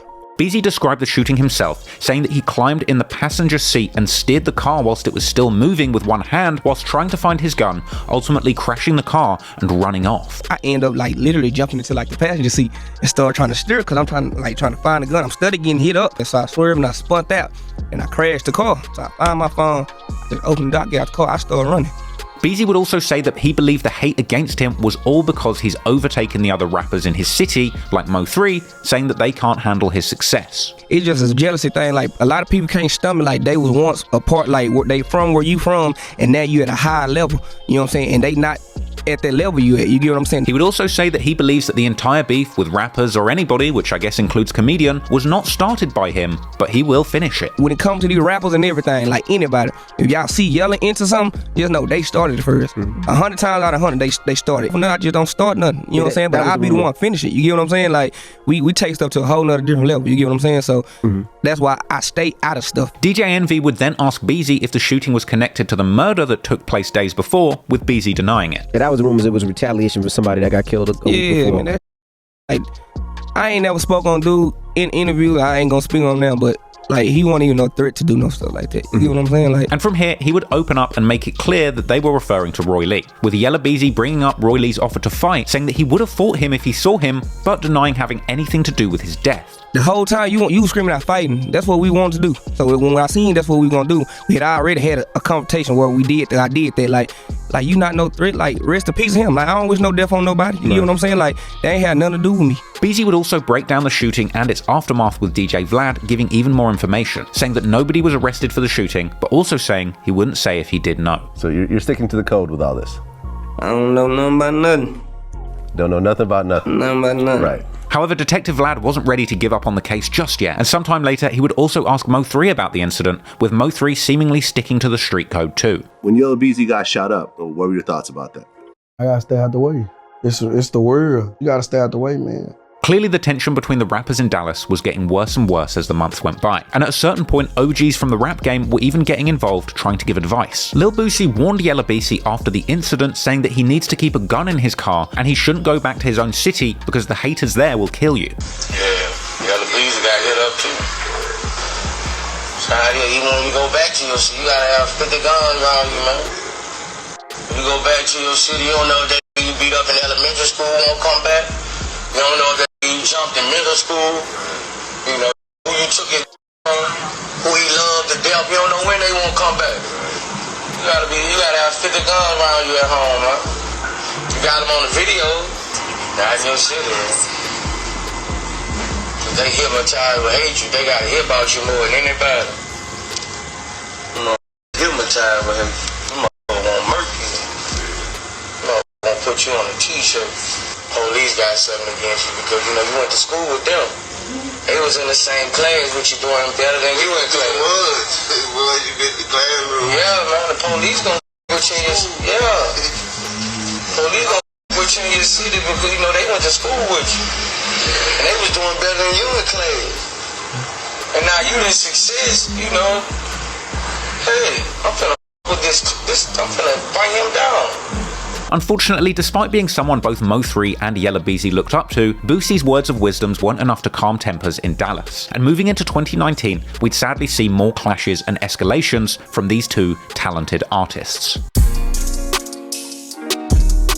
After recovering from the shooting, Yella Beezy got straight back to his buzzing rap career. In December 2018, dropping the video for What I Did featuring Kevin Gates, another monster hit showcasing Beezy's melodic abilities on the mic that today sits over 65 million views. But Yella Beezy wasn't the only one pushing his career forward. Also in December 2018, Mo3 would return with his latest tape, 911 Gangsta Grills, hosted by legendary DJ Drama. DJ Drama! Who would shout out Roy Lee between tracks, starting off with the aggressive track Outside, where a defiant Mo3 appeared to tell his ops that he's outside and ready for the smoke and ready to put someone to sleep. He would also have the track Word Around Town, a track where Mo3 seemingly infers that he was involved in Yella Beezy's shooting, as the track features numerous lyrics referencing people being shot in their cars, like this one where Mo3 raps, "Word around town that some body got found, slumped over in the car, body stretched out on the ground," as well as another lyric where he raps, "My guy got hit, now I gotta slide for this," and even one lyric where Mo3 quite literally says, "They just got the word to me, the op in town, hit the dude's car up, watch it spin around." On Scared of Me, he claims that he's ahead of his ops in the city and that they're scared of him. Clearly, following the tension in the city, a defiant Mo3 was looking to send a message. And whilst there was a lot of negativity behind some of the music coming out of Dallas, the city's rap scene was absolutely buzzing going into 2019. In January, Mo3 would get a call from Boosie, who was apparently at DJ Khaled's house, ready to record an iconic remix to his track Everybody. Everybody was on Mo3's Shotters 3.0 mixtape that dropped in March 2018, but Boosie breathed new life into the remix, dropping a video for Everybody featuring Boosie on the 14th of January 2019, with the track becoming one of Mo3's most streamed songs to date, sitting right now at over 103 million YouTube views. But Mo3 wasn't the only person in the city making moves around this time either. Also in January, Trapboy Freddy would drop his latest project, Rockboy Freddy 2020 Flow, and Yella Beezy would drop big videos for his tracks My Way Up and Keep It On Me. But sadly, moving into late February, the feud between Dallas's buzzing rappers would kick off once again, when on February the 22nd, 2019, Mo3 releases the song 219, commemorating the birthday of Roy Lee and dissing numerous rappers from the Texas rap scene. Mo3 would say that if he died today, one of his ops would die too, and that the interviewers keep asking him about the other rappers in his city and that he hates all of them and they're scared of him. He claims he's not about the internet beef and that he is actually going to kill one of these rappers. He rapped that he shot at somebody's Sprinter bus, an apparent reference to an earlier shooting targeting Trapboy Freddy's Sprinter. He references the body in Fort Worth, saying that he had a show but he doesn't recall the murder, and referencing Yella Beezy's shooting, saying you heard about that rapper that got shot on the tollway, as well as saying that the city knows what he did when he hit up that rapper and made him famous, and saying that he barely made it and he won't make it again. And he would claim that his ops have put a $10,000 bounty on his head, but they won't be successful. Naturally, this song caused shockwaves in the Texas rap community. Go Yayo would respond to lyrics from the song by Mo3 on Live, denying lyrics from the song, saying that Mo3 had never hurt him, and suggesting that Mo3 isn't responsible for the shootings he claimed in the song. When you made that song, I bet you like, oh, I'm finna studio with this one. Dude, I'm gonna drop it on Roy Lee's birthday so I can get all them that behind me. Ooh, I know exactly what I'm gonna do. You making all this talking about you done hit sprinters up, boy. Stop playing with us. But be for real, I ain't never heard about no slapping me, punching me down. None of that. Should've kept the murder out your little rap beat, boy. Tollway. You gotta be a stupid motherfucker. Shoot at it on a tollway. Every time you jump on a tollway, it's cameras. Yayo would go on to suggest that Mo3 was not the person who caught a body, as some people thought during that altercation in Fort Worth. Should've never said nothing about no Fort Worth, murder, all that. Stop lying, bro. Why every time you speak on the murder, you talking about like you done caught a body in my city, boy? You ain't caught in my city, but STD from that little nasty you was on in my city, boy, on crib. And Yayo would go on to say, if he's in the club with his ops, then it's going down, and Mo3 doesn't do anything about it. But y'all know, if I'm in the club, and them boys in the club, it's finna go down on 4 weeks. Yayo would go on to claim that he would beat up Mo3 when he sees him, and then revealing that Trapboy Freddy has footage of Mo3 apparently running away from him. Boy, we gonna beat out you, boy, when we catch you, boy. We gonna beat the got you. I don't care, boy. These boys got you on camera. These boys got you on camera running under cars and Running down the car, stop playing with me. And this bold claim by Go Yayo would be backed up by Trapboy Freddy himself, who would then take to Facebook sharing this supposed video, leading to a vicious back and forth between Mo3 and Trapboy Freddy.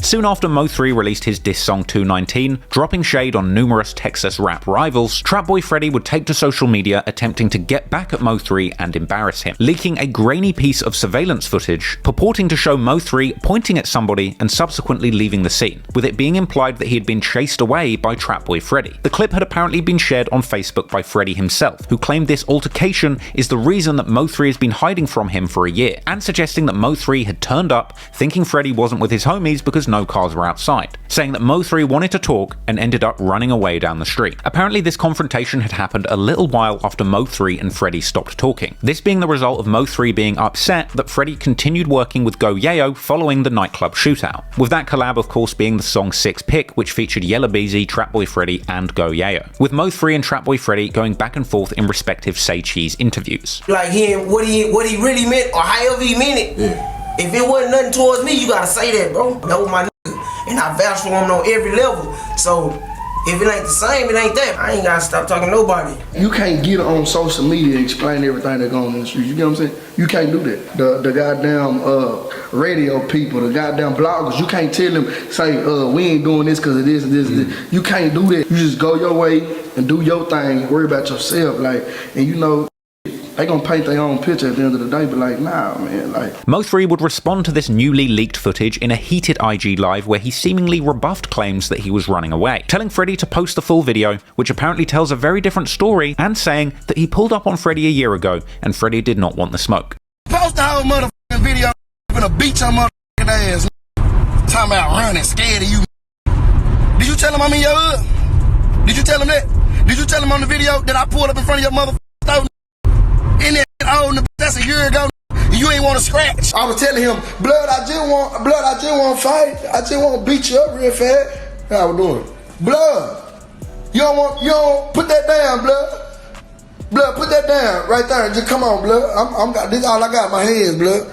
Put that down right there. Okay, cool, all right. Mo3 would go on to suggest that he had fled that day because the police arrived, not because Freddy was chasing him, and saying that Say Cheese will back all this up. Then time I run, nobody running from you in the Lyles came. Tell him why I left. Tell him why I left. Post the whole video. You bad.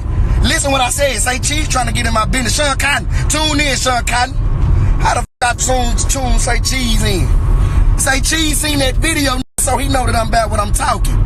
Say Cheese seen the whole video. If y'all see the whole video, listen, in the street, you know, if the police come, fam, it was like 8 or 9 on the block that day, broad day with that, you know. If you show the whole video, you'll know what I'm talking about.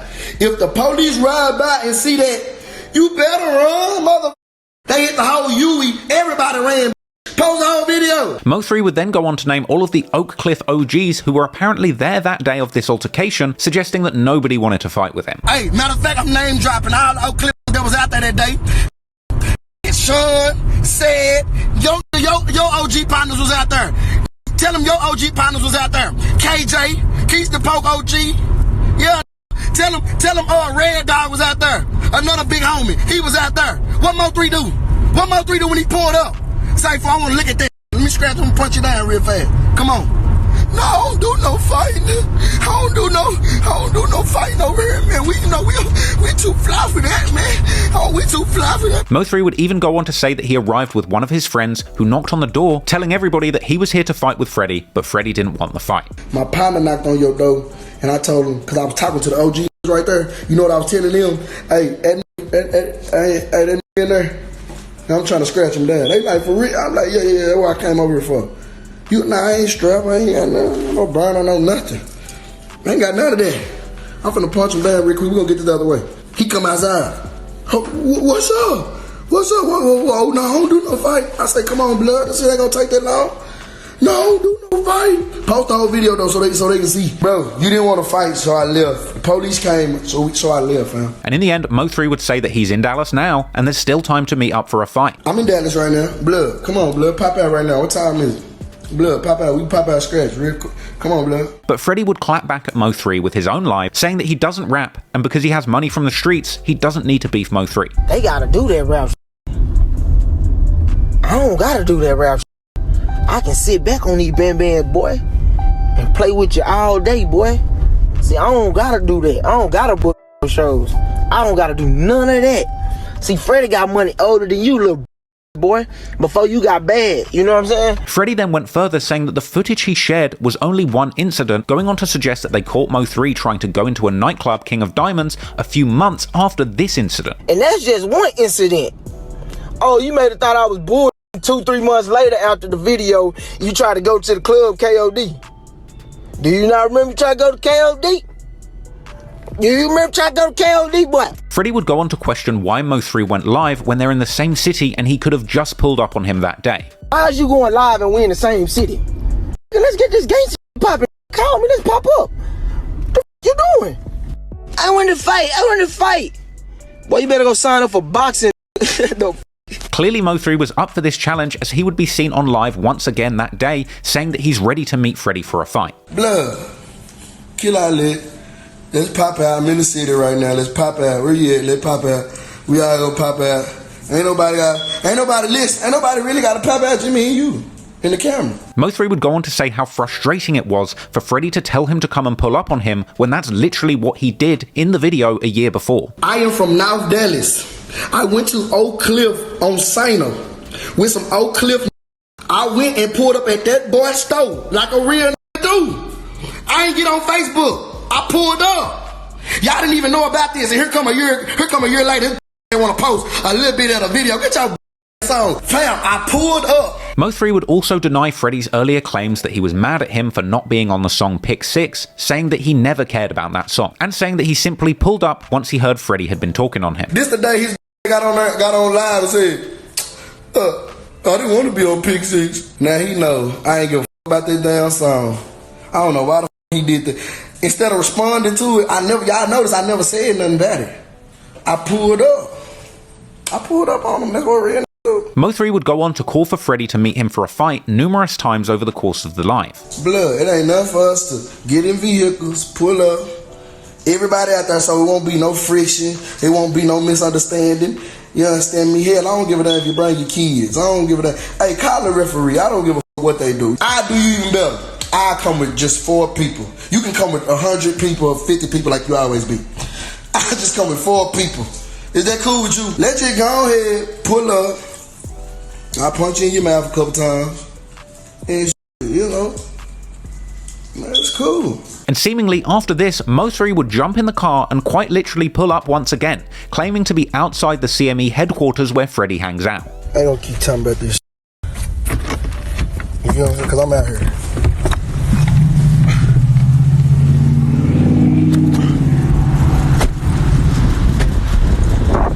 I'm missing me. I'm missing me.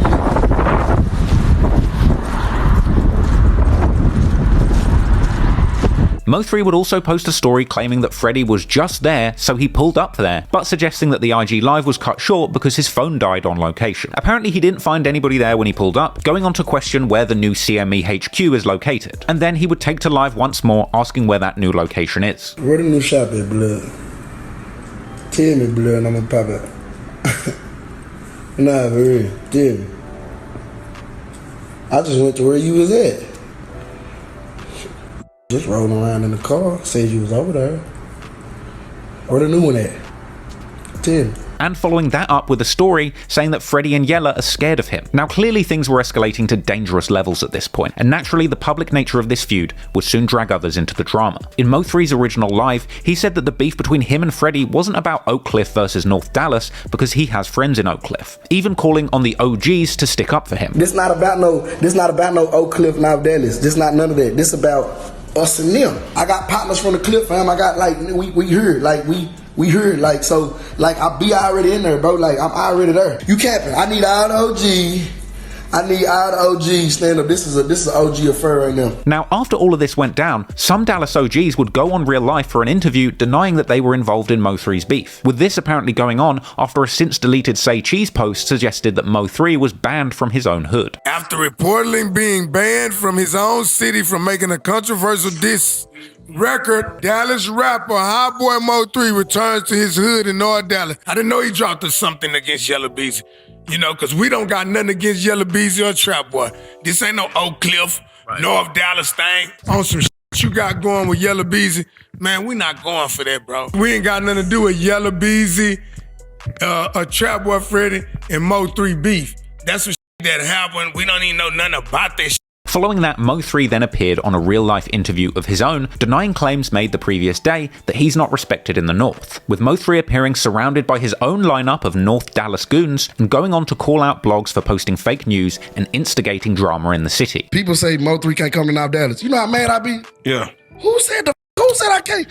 What the They just gonna put that on there like that's really like that, like somebody standing on that. That's straight up and down, fam. Bloggers is bloggers. I get mad every time. Every time a blogger puts the wrong up me, I get mad. I can't, you know what I'm saying? Unfortunately, only a few weeks after this, violence would be sparked on the streets of Dallas once again, when on March the 13th, 2019, a friend of Mo3's by the name of James Browning Jr., aka Bubba, would be shot dead outside of a South Dallas convenience store, with the entire shooting captured on camera and broadcast on the news, but is way too violent to show you on YouTube. Following the murder, Go Yayo would gloat on Facebook saying Mo3's songs got his friends killed. Meanwhile, Mo3 would honor Bubba in posts, saying that he was at big record label meetings, thinking of nothing but his fallen friend. At this point, the beef is beginning to spiral out of control, with Mo3 running around seemingly pulling up on people and dragging the local OGs into the drama, seemingly completely unafraid of what the consequences might be. But strangely, awfully silent during this period was Yella Beezy, who decided to remain behind the scenes and not take the bait, moving in silence, focusing for the time being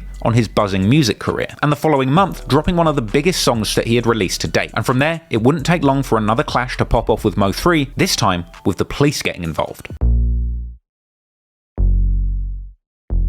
Following his recovery, the first big single that Yella Beezy dropped was the smash hit Back At It Again on March the 15th, 2019, with this track coming with big features from the likes of Quavo of the Migos and Gucci Mane. And a music video came out the following month, which to date has racked up close to 80 million views. This song would land on the Billboard Hot 100 charts too, peaking at number 78, and by the end of the year it was even certified gold. But the track also had some cryptic lyrics that referenced the Tollway shooting and the beef in his city, with Yella Beezy rapping, "Last month I got shot, I been went up on features, body for body, my dudes are some demons, we tit for tat, leave you busted and bleeding." This track was from his 2019 mixtape Back End Beezy, which also featured the track Restroom Occupied featuring Chris Brown. And despite the tension and close brush with death, by this point it seemed as if Yella Beezy was truly back at it again and taking his career to brave new highs. Meanwhile, Trap Boy Freddy was goading the opposition too, showing off a newly renovated Sprinter bus following Mo3's allegations of somebody having had their Sprinter shot up. In June 2019, Mo3 would release his new video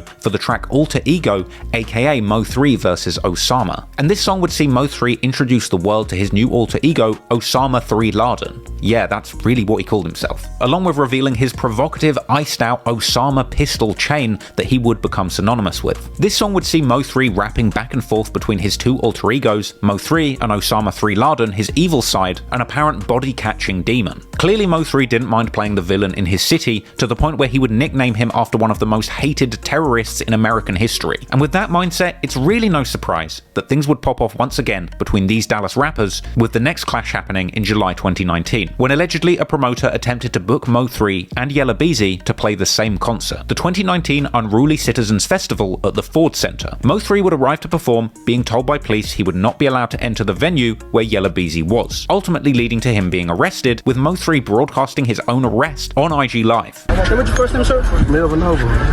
Nobos? N-O-B-L-E. Hey, what's your birthday? May 31st. May 31st? 1992. That's your real birthday? Hey, tell him I'm on the show, bro. I ain't did nothing. I'm on the show. Just stay right there. I ain't did nothing. You're not in the show, dude. Huh? You're not in the show. When? Since when? You got canceled. I ain't know that, sir. Mo3 would be escorted from the venue in handcuffs, later taking to social media to mock the police and Yella Beezy for having him removed from the show, and suggesting that a flyer that had both Mo3 and Yella Beezy's names on it had been taken down from the internet, leading some skeptics to suggest that Mo3 was never booked to perform there at all. I ain't going in the show if he in the building. I ain't gonna do the show if he's still here. I told y'all it was a problem. My son feared for his safety. Y'all need to get him out of here. Okay, we're gonna hit him with trespassing. Okay, we're gonna hit him with trespassing. Sir, you have a warrant, sir. You're not supposed to be here. What? Well, I got a warrant. Oh, now I'm trespassing. Which one is it? Which one is it? I just can't do my show. Sir, you not on the show since when? Since when I ain't on the show? Since when I ain't on the show? My name on the flyer. Oh, they took all the flyers down out their page. So now people saying he was never on the show. Folks, I ain't got no beef and no rap. I don't know what y'all talking about. I came here to do a show. Well, they told us, we see you on the premises, gonna get you up out of here. Who told y'all that? Blake, you told me that Dallas gang unit called and said, y'all gotta take Mo3 off the show because he's a gang member. I thought whatchamacallit was neighborhood. I thought he was rolling 60 Crip. That don't make no sense, man. Come on, y'all killing me with these lies, man. Y'all sit there and book me for the show. Had all my people and fans buy tickets. I wasn't even there 20 minutes. Now, various versions of the flyer with Mo3's name have been posted online, but Yella Beezy himself would also claim that this was a fake flyer, suggesting that Mo3 cannot get booked anywhere or make money like him, suggesting that Mo3's whole narrative of getting thrown out of the show was fake, basically suggesting that the whole arrest was just a gimmick to try and get attention, basically a publicity stunt. Let's get one thing straight. You is f***ed up and can't get booked nowhere, so y'all trying to play these stupid ass kumbaya game, making fake flyers, trying to get people to think that we cool and ain't sweet on this end. Ain't now nigga on the same motherfucker fly as me at all. You know what I'm saying? If you really booked on a motherfucking flyer, show your contracts. Everybody gotta have contracts when you getting paid for a show or you doing free shows. If you was on the show, why the did you walk through the front of the building? Everybody know when you an artist, you walk through the back of the building. So why the did you walk through the front of it if you own the show? Man, come on, man, you was playing motherfucking games, man. Ain't nobody want even around the motherfucking vicinity of the motherfucking venue when you try to pull up. Out of all the motherfucking shows we've been doing in Dallas, we do shows all across Dallas, Fort Worth, all this shit. Why the f would you go to the one that's in Frisco when you know they're gonna have a whole bunch of police for you can be safe? You so focused on trying to ride my wave and trying to look at my motherfucking pocket, you can't do your own shit. You know what I'm saying? Like all that publicity, it's not gonna get you nowhere. You trying to come up off gimmicks. That's why you can't come up because gimmicks don't last long. That's why ain't with y'all couldn't. The whole city know you hoes. The whole city know you. All y'all want to do is pull publicity stunts. Ain't about you solid, man. That's why you can't get past. Cause you trying to come up out gimmicks instead of being authentic with the shit. You trying to watch what's going on over here. Mad at the paper, man. I ain't worried. What the f I'm worried about? Who trying to do free shows? I just got 70,000 this week off shows. I done made 70 this week off shows. So why the f am I worried about who trying to do shows for free? Trapboy Freddy would also take to social media to call Mo3's arrest a publicity stunt. A publicity stunt. Oh, look at the fire. I want to be relevant. Dumb. Hey, let me be with them. Look at that over there. Hey, you ain't one of us. Chill. On the other side. I really don't think you went to jail today. Me personally, I don't think you went to jail. But if you did for trespass and whatever, man, come on, man, suck it up, man. No bun out. Blood ass shit. That's a misdemeanor, bro. 2 days after that incident, a clip would be posted to Vlad TV where Vlad asks Yella Beezy about the beef with Mo3, with Yella Beezy claiming to have no idea who Mo3 is, also denying having ever heard Mo3's diss song 219. After we did the interview with you, I interviewed Mo3. Who? Mo3. I don't know who that is. Where you from? I think he's from the same place you're from. Same area. Dallas? Yeah. I don't know him. Never heard of him? I know everybody from my city making noise. Mo3 dropped a song called 219. Some people say it's a diss song towards you.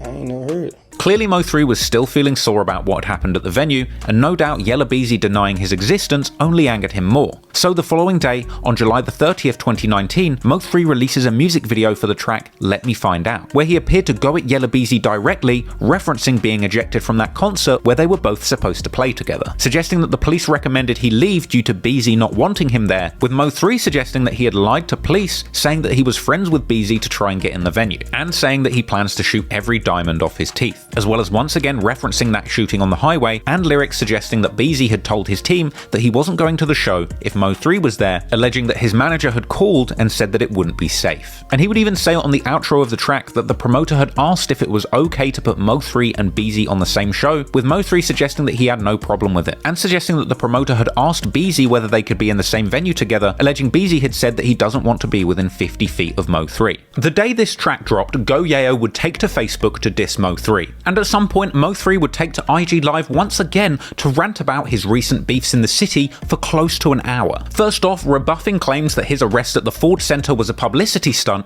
and saying that everybody will owe him an apology after he exposes the facts on live. It's a publicity stunt. If you was one of them in the comments before I'm finna expose this, please apologize to me after this.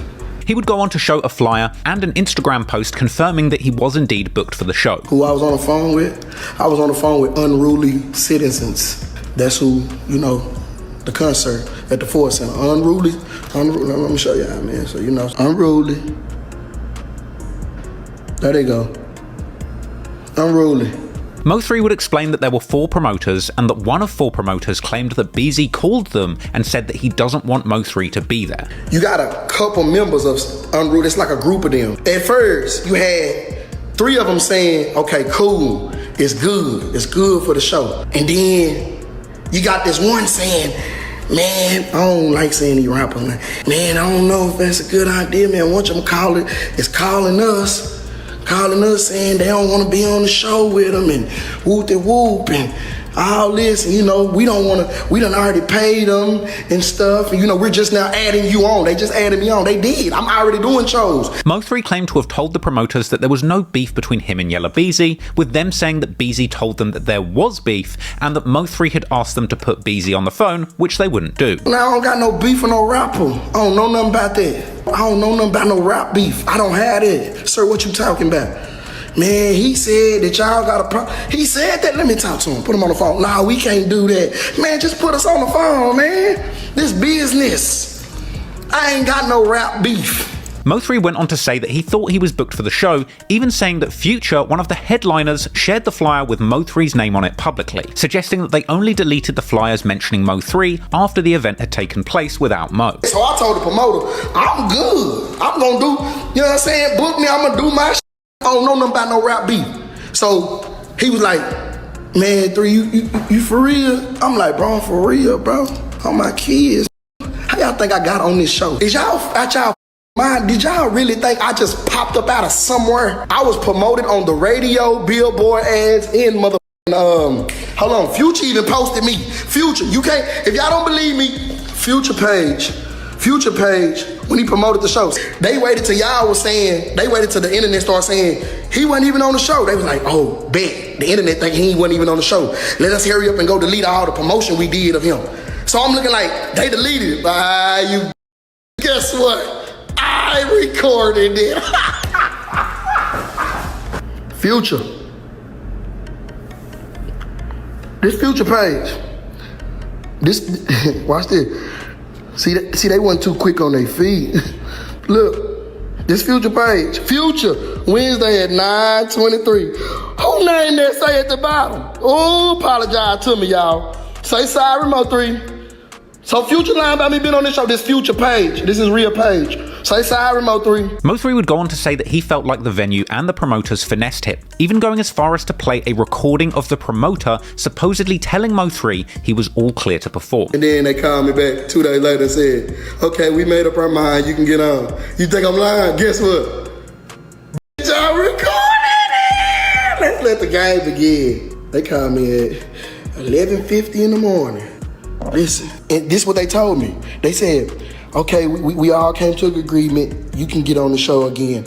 I'm like, so I told you I ain't tripping with the rapper. You know what I'm saying? I don't know nothing about that rap beef. I'm steady saying that. I'm hollering at this whole time. Hello? What's going on? Alright, Mo3, this is Blake for Unruly Citizens. You know, how you vibe is ready for Saturday. You know, we just want to make sure that we have a good show, like we don't have, you know, anything extra. Listen. Yeah, no, we good. Let me run it back. He said, I just want to let you know, I hope you're ready for Saturday. Hope you have a good show. Yeah, no, we good. I'm Gucci. I'm just ready to rock out, do my thing. We're not trying to, like, escalate any situation. We just want to put on a good show for our first event here with the Cowboys, you know? Yeah, I'm on the same page as y'all.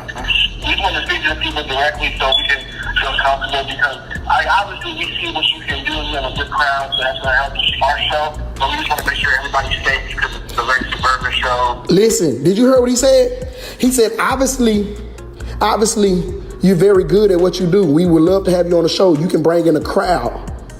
And it's going to help our show. A show that y'all said I wasn't on. Y'all better apologize to me, bro. Y'all hurt my feelings. This is the who run the show. We're not gonna take you off the show. Listen, we're not going to take you off the show. Did you hear what the promoter said? Tell me, Siren. Stop playing with me. Tell me, Siren. Mo3 would go on to say that the police outside the venue told him that Yella Beezy specifically claimed he didn't feel safe with Mo3 in the venue. I'm confused why I'm handcuffed. I'm confused why y'all violate me. I'm an artist, sir. I'm verified, sir. Sir, what you doing, sir? I'm supposed to be here, sir. Your show has been canceled. When, sir? I don't know nothing about that. When did they cancel the show? When? He got me in the car and said, you had beef with a rapper. I don't have beef with no rapper. Well, that's what him and his team is saying. Him and his team are telling us that they don't want to be near you. Why? What's going to happen in Frisco? Mo3 would then address Yella Beezy's DJ Vlad interview, where he said that he didn't know who he was just the day before this, with Mo3 saying rather menacingly, how are you going to say you don't know me when you've felt me? Why you get on Vlad TV talking about you don't know me? When you done felt me, you get what I'm saying? Like, come on, man, you felt my presence before, sir. I didn't act like I didn't know you, sir. I said he's a good rapper. Mo3 then proceeded to mock Yella Beezy for telling Vlad he doesn't know him, but telling the police all about their business. You know what you could have did?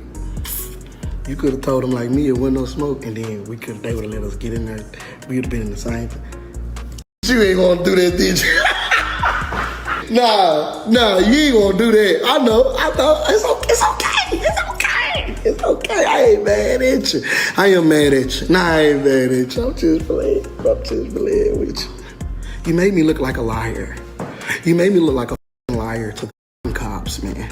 Because I sit up there and I was trying to, keep it real and say that it was not any beef, because I don't even know anything about no beef. And you went right over there with your little light skin and you told those folks it was some smoke. You told those folks you cannot be by me. Sir, you were sweating, sir. They told me, sir, you were sweating, sir. Sir, I would have loved to see you sweat. Now, to be fair, Mo3 does kind of go on to contradict himself here, playing a call that apparently shows the promoter telling him that he was being taken off the show because of his gang ties. Mo3, we gotta put you off the show. I say, what? What you mean you gotta put me off the show? Cause you're a gang member. I said, isn't whatchamacallit a Crip?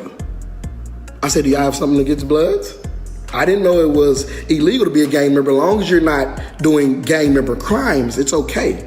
You have the freedom of speech and freedom to represent whatever you want to represent. They got Ku Klux Klan out here. 50 Cent was gang banging once upon a time. He's successful. Sir, I'm not comprehending Lil Wayne. I always said, so woo. He's successful. Y'all think I'm lying? They said I could cook because I was a gang member. Guess what? I recorded it. The Dallas gang. Oh, gang unit police. Listen, he said the Dallas gang unit police called them and said, y'all have gang members on y'all show. And they said who? And I guess I'm the only gang member. So they had to take me off, but I thought whatchamacallit was a 6-0 neighborhood Crip. Right? That don't, come on, man. Y'all got something against them bounty hunters? Whoa, 282. Whoa. But he over there talking about neighborhood, let the C's lock. But I'm the only gang member. This that put both of us on the show. These facts. Y'all ain't gonna make me look bad. What, I'm lying for? Clout chasing for what? And after some bounty hunter blood banging on the phone, Mo3 would claim that after his arrest, he managed to get the promoter to admit that it was Yella Beezy who didn't want him in the show, not the gang unit. Mo3. But you just said they got all them gang members. Why I'm the only gang member that gotta be taken out? How they just gonna call me a gang member? I'm not blaming nothing on the police. Listen, this him. Mo3 on the show. Is it good? Don't blame nothing on the police all the time. Stop that. Don't do that. I'm not blaming nothing on the police officer. What I'm trying to tell you is that on Wednesday. Hold on. No. I understand it. Listen, a rapper and his management felt like it was a bad idea. True or false? Watch me get quiet. Hello?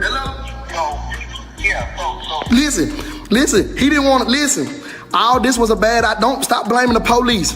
All this is going on, all this commotion caused up. I'm going to jail because a rapper is getting on your by letting me on the show because he feared for his mother safety. How many times did you tell me that? And I said, why would he fear for his safety? I can't do nothing up here. In the end, Mo3 spoke his piece and seemingly proved to the world that he was at least booked for the show at some point, rather than the whole thing being a publicity stunt. But at the same time, it does sound like he kind of knew he wasn't entirely welcome when he turned up at the venue. And even denying that all of this was for publicity, the promotion and subsequent Instagram live rant was indeed good publicity for Mo3. And despite Mo3 claiming time and time again that he could have been in the same venue with Yella Beezy without any drama, we all know that's not true. And from here on out, it would only take a couple of months before Mo3 and his ops would indeed find themselves at the same venue. And unsurprisingly, it all popped off. Following on from Mo3 being rejected from the concert at the Ford Center where the Yella Beezy performed, he would continue to have back and forths with his biggest rival on social media. On October the 2nd, he appeared in a Say Cheese interview where he jokingly suggested that he might be willing to settle the beef in a celebrity boxing match, echoing Roy Lee's earlier sentiments. Celebrity boxing man, you understand me? Three versus whatchamacallit, T Diddy, knock T Diddy out third round. You get what I'm saying? Boom, boom, boom, he ain't got nothing. You know what I'm saying? And then whatchamacallit, just the icing on the cake. You know what I'm saying? That's really what they want to see. They don't want to see T Diddy. You get what I'm saying? Not them facts. You get what I'm saying? Like, the T Diddy, the backup down, so we're going to get him out first. Let him come out, do his dance around the ring, whoop, whoop, scoop him up, he out of there. Despite saying that he would knock them out in the ring, Mo3 would go on to say in a less joking manner that it's possible he could have squashed the beef had he been allowed backstage at the Ford Center that day. Could he have been squashed that day? It could have been squashed probably. You get what I'm saying? When the promoter said, hey, do you think you can be on the same show as whatchamacallit? Duh. What is you talking about, bro? I do 1,000 shows. Ain't no man finna stop me from not getting on stage. You get what I'm saying? Later in August, Yella Beezy's full DJ Vlad interview would drop, where he would discuss the Tollway shooting, telling Vlad that he would not forgive the shooter, even going as far as to say that if his shooter apologized to him, they wouldn't make it out of the building because Beezy wants his get back. Now, you not finna come and try to say, I'm the that shot you and think you finna walk away. I'm gonna get my lick back. Also in the interview, Beezy would discuss his monster jewelry collection, suggesting that at this point in his career, he has 7 figures at least in ice alone. Would you say you have $1 million in jewelry at this point? Sure.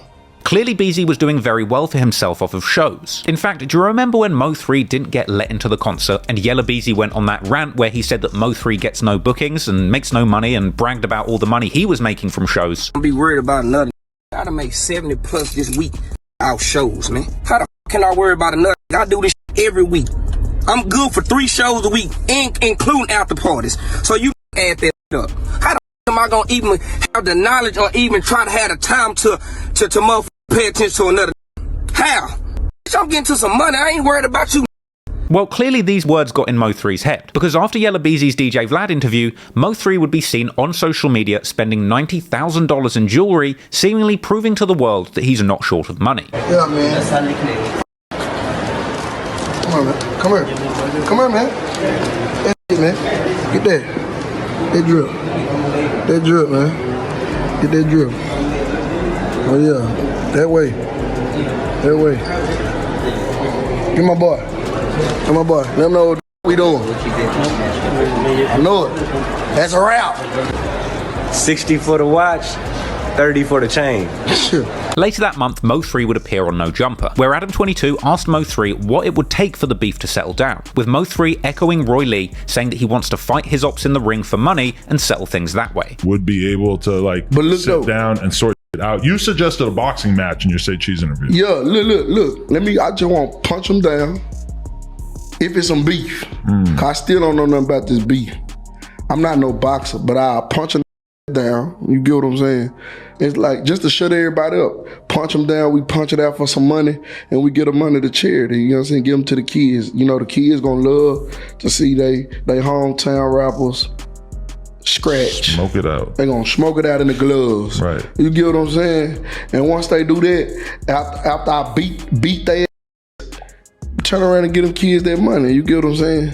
Seemingly in response to this, Yella Beezy posted on his Instagram saying that he can't wait to punch Mo3. And unfortunately, only a few weeks after this, yet another confrontation between Mo3 and Freddy taking place at the CME merch shop would be leaked on video. As on the 26th of September, Freddy would share surveillance video allegedly showing Mo3 arriving to the store once again looking for a fight, with someone shouting in Mo3's face backed up by another man, allegedly Freddy holding what looks to be an assault rifle, with Freddy suggesting that this was the very day that Mo3's roam free pass was revoked. Mo3 would reply to this, mocking Freddy for standing there with a gun in his hand whilst Mo3 himself was there, shirt off, ready to fight, and once again suggesting that this video had also been selectively edited. Mo3 would then take to Instagram, posting a video of him reacting to the footage and claiming that he came there unarmed to fight like a man.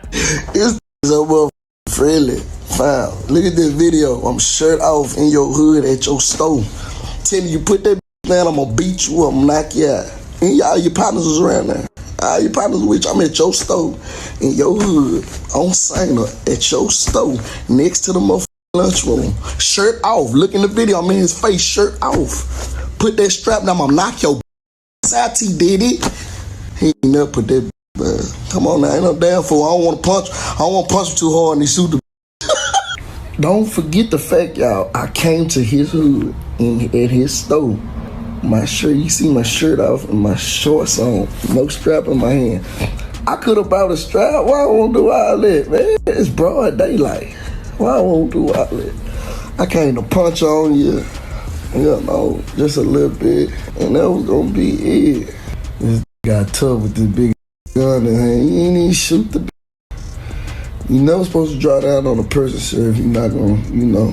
Mo3 would go on to say that the footage was 2 years ago and that he hasn't seen Freddy without a gun since, even questioning why Freddy didn't shoot him that day. 2 years ago. I ain't seen that since then without that gun. That's that video I was talking about. He still keep editing that up. Question of the day. How you let her come to your store, this your store, on your block, check you, tell you fight, you draw down with a big AR and let them leave and then shoot them and nothing happened to them? Hold on, so I came to your block at your store, made your come outside, told you scratch, you drew down with an AR and you let them leave? Ah, come on, man. I hope y'all ain't glorifying the fact that this had a strap and didn't want to scratch. It ain't like we seen each other somewhere else. I pulled up. That's what you call I pulled up. I came to where he at.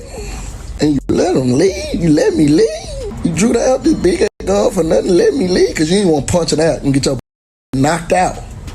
That's what the camera was going to show. You get your knocked out. You ain't want that this.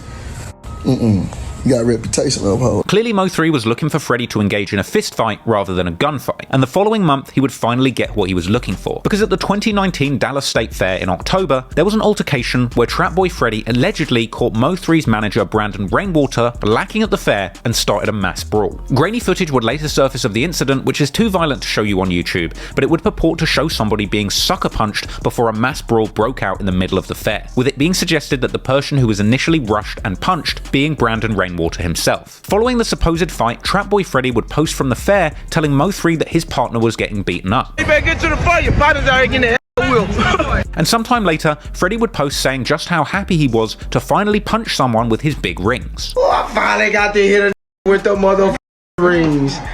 Yes, sir. Finally got to give me one. We had to have a 9th grade knockout. That's fun to be, man. Sadly, this would be only the first of several incidents where Mo3's enemies in the streets would physically attack the man managing his music career, and unfortunately, the next occasion where fists would fly in Rainwater's direction would be much more brutal and much more closely documented. In December 2019, Dallas rap fans would be shocked when headlines hit that Mo3 had been shot in the head. He would go even further, supposedly posting footage of himself bleeding on Instagram after the alleged incident. Hey, come on. Hey. Pull through here. I'm good. Shot me in my hand, grazed my back. Man, I'm good. Now, it would later turn out that this shooting was entirely fake, In reality, it stemmed from a music video for his song Why, with the whole shooting thing just being a publicity stunt to promote his latest project Osama, of course named after his destructive alter ego Osama 3 Laden. This project featured numerous disses leveled at his ops in Dallas, as well as that scathing diss track 219, which had only raised tensions between the warring rappers in the city months before. But unfortunately, as we saw at the Dallas State Fair, despite Mo3 claiming to be untouchable, his feuds were beginning to affect those around him. And moving into 2020 once again, Mo3's manager Brandon Rainwater would end up being on the receiving end of a beating meant for Mo3. Reports would surface that in January 2020, an altercation took place at popular nightclub V Live. Allegedly, Mo3's manager Brandon Rainwater arrived at V Live strip club being told by security to wait outside. Eventually, he was spotted by Yella Beezy and his entourage, at which point a security guard holding a gun approached him along with Yella Beezy. Apparently realizing what was going on, Rainwater tried to run away, knowing he was about to be attacked. And eventually, the full surveillance footage showing the entire altercation would surface online. But once again, that's far too brutal to show you on YouTube. But in the video, we see Rainwater run out of the gates of the nightclub entrance into the street, being chased initially by one person thought to be Yella Beezy himself, with Beezy grabbing Rainwater's coat, pulling it off, and pulling him to the ground in the process,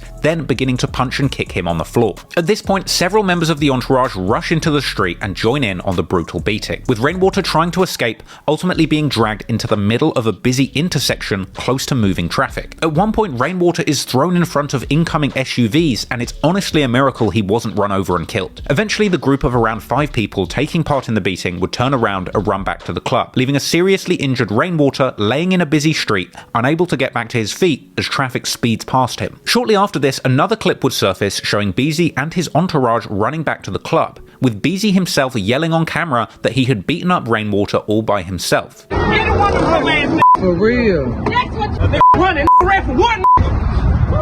I beat him up. I don't leave, yo. This incident left Rainwater with a dislocated hip, and he would eventually sue Yella Beezy for $1 million in damages. And Mo3 would react to the news of the vicious assault on his manager in an Instagram live session, where he would say that his ops don't get any points for beating up a professional from the industry who isn't in a gang. No points. No points. He gets no points. The video going around that hit the internet. The video done surface. You can't J no that's not like that, that's not cut like that, and ain't even trying to be like that. It ain't, oh yeah, that's how we riding. Know what's up? Ooh, Rainwater. Let me say his name, cause I keep saying, whatchamacallit beats up Mo3's manager. First of all, I want y'all to understand that's the only way the views, the numbers, and everything gonna go up, cause it got my name in the front of it. First of all, y'all taking it like a whoop me or something, dodging me, ducking me. Ain't even trying to be in no vicinity of me. I don't know why I'm a friendly rapper, but I know what's up. Anyway, listen, this ain't even about me. Fam, the video come up, I'm finna show y'all both videos. You get, cause guess what they recorded it. Rainwater, my manager, is not no street. He graduated high school and went to college, sir. You get what I'm saying? He was promoting and throwing college parties for a living. He wasn't selling drugs. He wasn't gang banging. He wasn't locking B's and C's. He wasn't doing none of that. You get what I'm saying? Let me say that again. Rainwater, Mo3's manager, it's not no street. He's not no street. He ain't out here. He pull his pants up on his ass, and whoop the whoop, and you know what I'm saying? Talk like he got some sense. You get what I'm saying? He's scary. Why is 5 chasing down a scary man? Huh? You don't get no points for that. Then you walk back to the car talking about, yeah, I beat him up. Guess what, they recorded. He's not street at all. He be mad at me for some of the shit I be doing. And I gotta tell him, man, god damn, come on, scary. Fam, y'all whooped the scary and y'all ain't even whooping good. I'm disappointed. If that were me and my partners, and we would have caught that boy lagging like that, we would have did him dirty. Y'all ain't doing him dirty, man. Come on, man. His lip wasn't even bust. Come on, man. Y'all stomped on him a couple times, kicked him, tripped him. That shit whack. When you jail, you supposed to go in. You supposed to go to the max. You supposed to get that boy to business. Why would you want a bunch of other big ugly J him?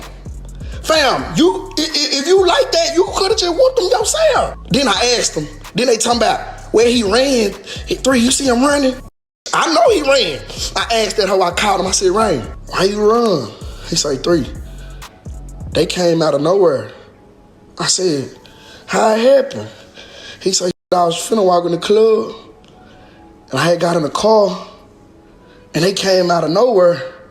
He said, and a couple of them had straps. He said, you already know how I feel about all that.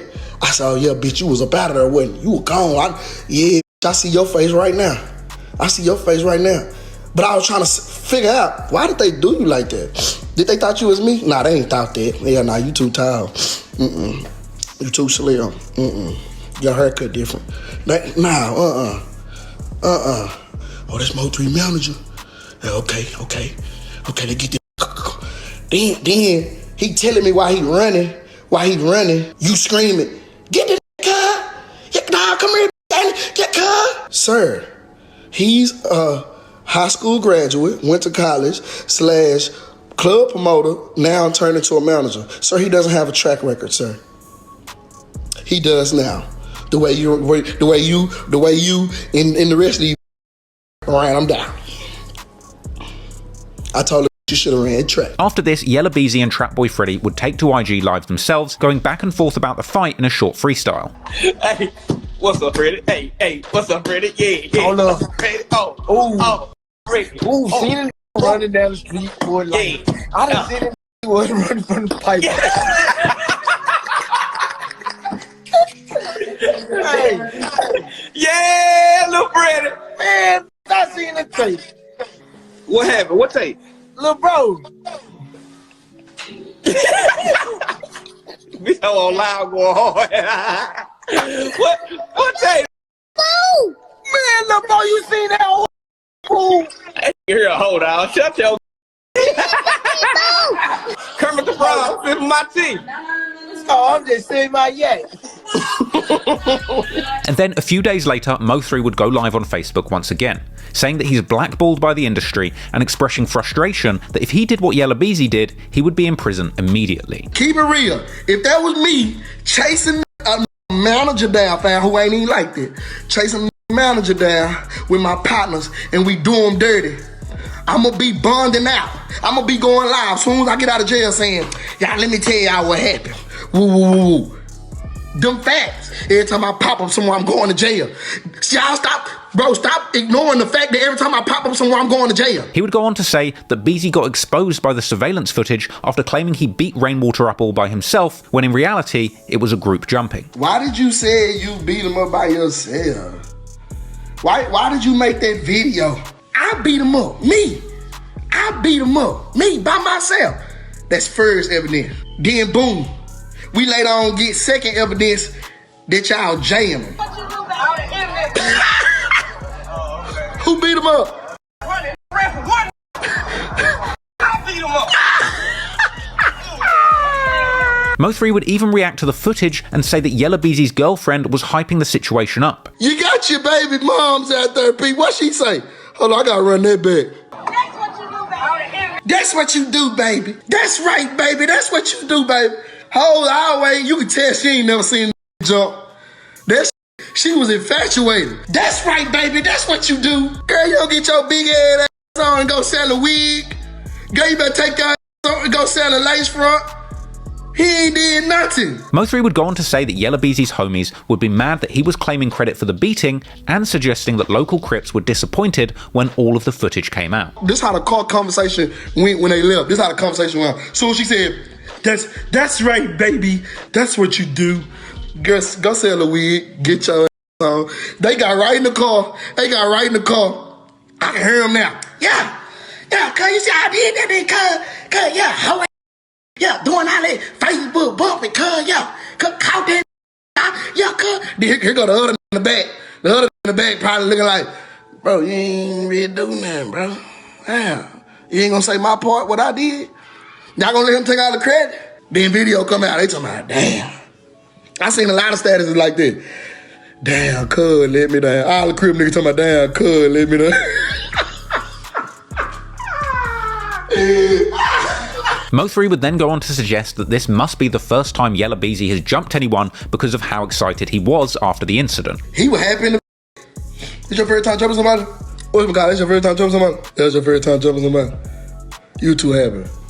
He was too happy, fool. Moving on from this unpleasant incident, thankfully Mo3 was able to turn his focus back to music, with his next project gaining him another taste of mainstream recognition. On Valentine's Day 2020, releasing a joint project with Boosie called Bad Ass Mo3, with this landing at 135 on the Billboard 200 albums charts, and spawning the hit track One of Them Days again, with that releasing with a video in July that today sits at close to 60 million views. It's possible that remaining so close to Mo3 during the peak of their beef made Boosie a target too, but more on that later. For now, Mo3 wasn't the only one in Dallas pushing their music career forward. In May 2020, Yella Beezy and Trapboy Freddy would drop a joint track called Racks, which racked up 16 million views. And this was from their joint mixtape released around the same time, I'm My Brother's Keeper, which also had the track Ye Ain't Like That, an apparent Mo3 diss casting doubt on his gangster credentials, and the track Money on Your Head that seemingly confirms Mo3's claims that his rivals had indeed put a price on his head. But not content to let the beef settle, Mo3 would return with a new song in June, once again taking aim at his rivals. His new song, I'm the Truth, featured generic lyrics hinting at having done something to his rivals, as well as making a long speech on the outro calling Trapboy Freddy a backup dancer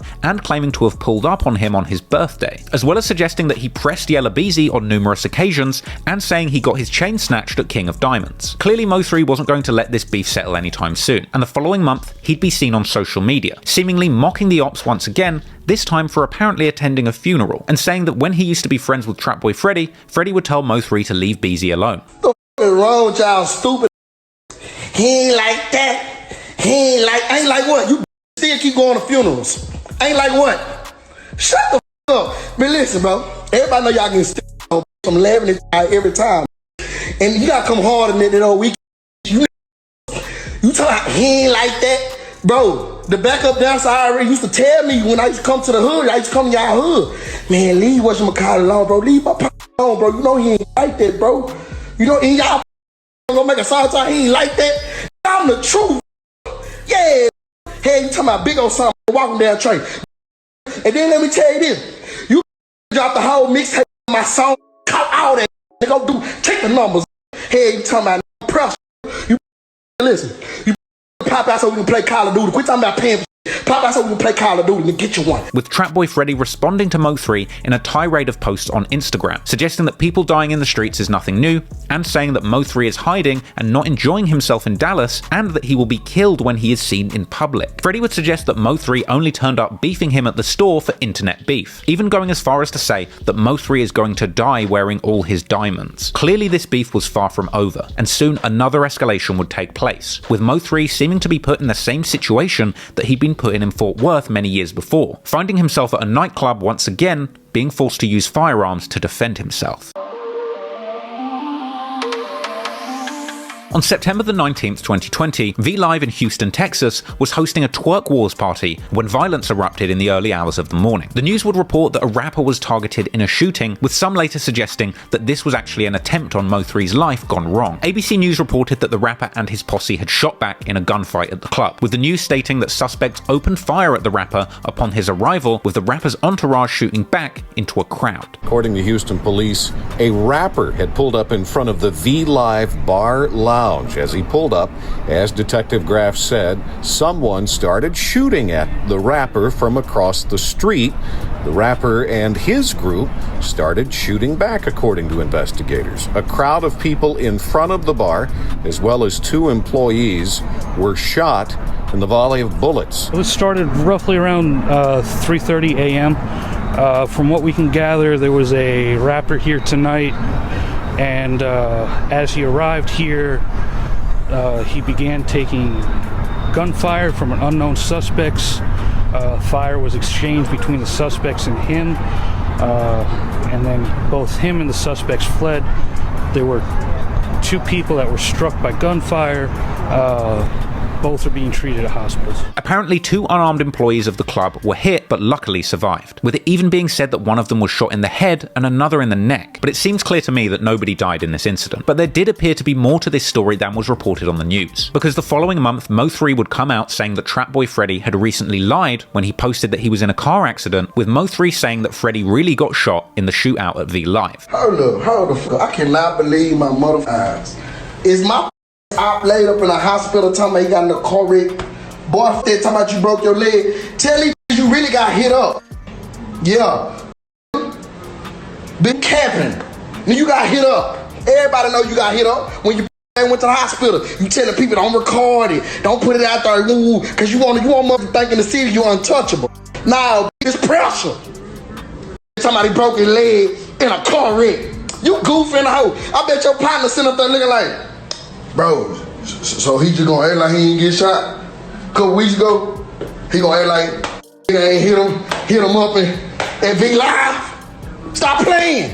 I don't know who did it, I'm just saying. Why you capping like your leg got broken in a car wreck? Put it back up down the foot. With Freddy clapping back, saying that he only got grazed and that Mo3 should keep their beef in the streets and off the internet, even going on to suggest that Mo3's internet talk was getting people locked up, with Freddy suggesting Mo3 didn't even play a role in the shooting. And Mo3 would later go live suggesting that he had tried to keep things quiet about the shooting too, but suggesting that people in the city had called his mother to gossip to her about the shootout. Your son got shot, girl. What are you out there doing? You know you always doing something. What the Melvin out there doing now, girl? The Melvin done got shot up, girl. My mama for real. When? Girl, you don't see it, he going viral, girl. They done shot him up, girl. After everything that happened between these two warring groups, it's unsurprising that when they finally ran into each other, that bullets would start flying. And it's honestly a miracle that nobody was killed in this incident. But sadly, this represented the final escalation in this war. At this point, it really seemed like there would be no backing down, and that Dallas simply wasn't big enough for all of these street rappers to coexist peacefully. And so, only a few weeks after this exchange would come the final chapter in Mo3's story, as he would ultimately wind up losing his life, ironically, in the very same way that Yella Beezy nearly lost his life only a few years before. Around noon on the 11th of November 2020, Mo3 is driving on the I-35 highway in Dallas after allegedly leaving the home of a female companion. Whilst he's driving, he begins to be followed by a black Chevrolet Camaro containing 2 assassins, with the moment this ambush went down being captured on a dashcam video. The assassin's car would eventually overtake Mo3, who at some point would work out that he was being ambushed. At this point, Mo3 would swerve to the right and slam the brakes, at which point the hitters in the other car realize that this is their only opportunity to strike in the middle of a busy freeway amongst speeding traffic. For some reason, Mo3 stopped the car, got out, walked around the back of it to the passenger door. It would appear that he was attempting to retrieve a gun from the glove box. At this point, the masked gunman hop out of the Camaro, approaching Mo3's car with an assault rifle at speed. It would appear that Mo3 simply did not have enough time to retrieve his weapon, so he changes course, instead attempting to make a run for it, sprinting south on the active highway. But unfortunately, Mo3 would not escape his shooters, ultimately being shot 9 times and being left for dead in the middle of the highway as the assassins fled in that same Camaro. And to make this incident even more shocking, Mo3's body would be left in the middle of the highway for a considerable amount of time before the authorities arrived, with numerous clips of his final moments being captured and uploaded to social media, but are far too shocking to show you on YouTube. A member of the public was seen administering CPR as civilians tried to get the scene under control, but unfortunately, efforts to save him failed, and a lifeless Mo3 would remain laid out on the highway as shocked Dallas residents passed by. Eventually, the police would arrive and take control of the scene, with news helicopters capturing footage from the air, and soon the local news would be making full reports on this brazen broad day murder. A manhunt is still underway after a deadly shooting along I-35 not far from the Dallas Zoo. Investigators say when the suspect walked up to the victim's car, the victim got out and tried to run away. The suspect shot him in broad daylight right there on the highway. A lot of people have been talking about the shooting on social media, and some of them say the victim is a well-known rapper in Dallas's hip-hop circle. A Dallas rapper is dead today after he was shot on I-35. 28-year-old Melvin Noble, also known as Mo3, was shot on I-35 northbound near the Beckley-Zane curve. It is a stark example of the city's struggle to control violent crime. Police say the victim, a hip-hop musician named Mo3, was approached by the killer on I-35. Both men stopped their vehicles. The victim got out, took off, started running, but was shot several times on the highway. A bystander inside another vehicle was also hit. They released these photos. The images are pretty clear, but as you see, the suspect is wearing a ski mask.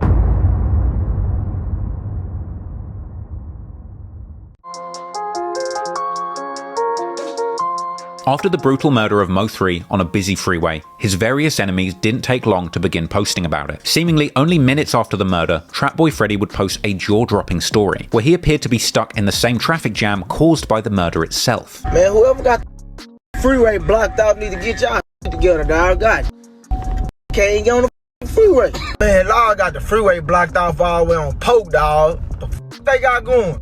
I got the young boy with me, too. Yeah.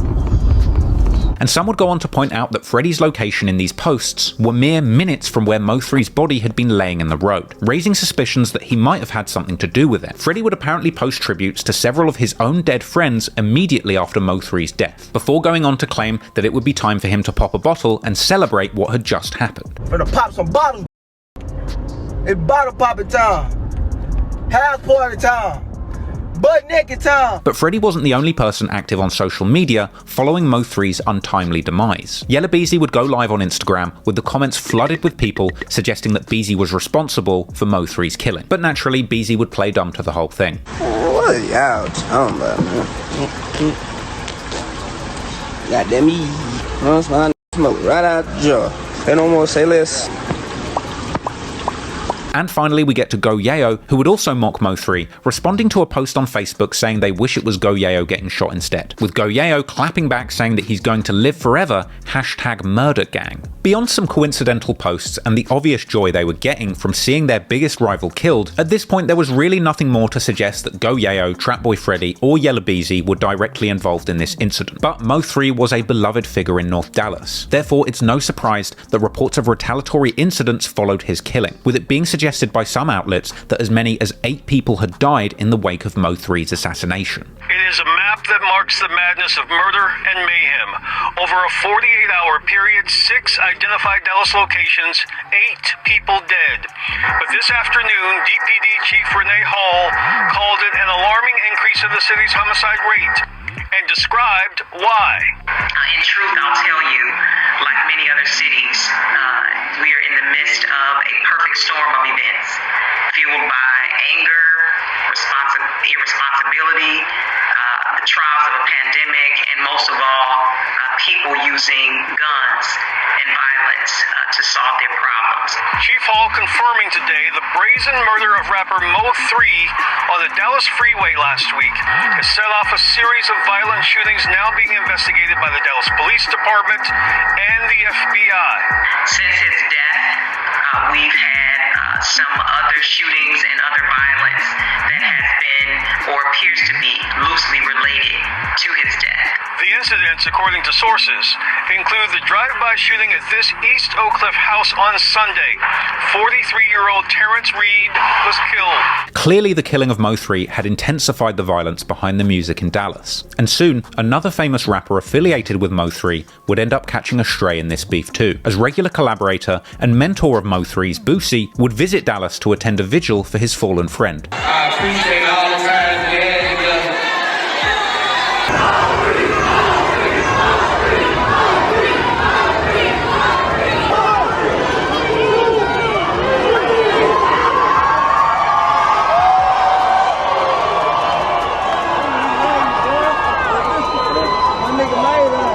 However, it would seem that sometime later, while still in Dallas, Boosie would end up being shot in the leg himself. Well, tonight we have confirmed that rapper Boosie was shot in Dallas. That word coming from Mo 3's manager, Brandon Rainwater, but he didn't give us any more details. Police say someone called 911 and reported the shooting at Big T Bazaar earlier this afternoon. But when officers arrived, they didn't find anything. They did say someone later turned up in a nearby hospital with a gunshot wound.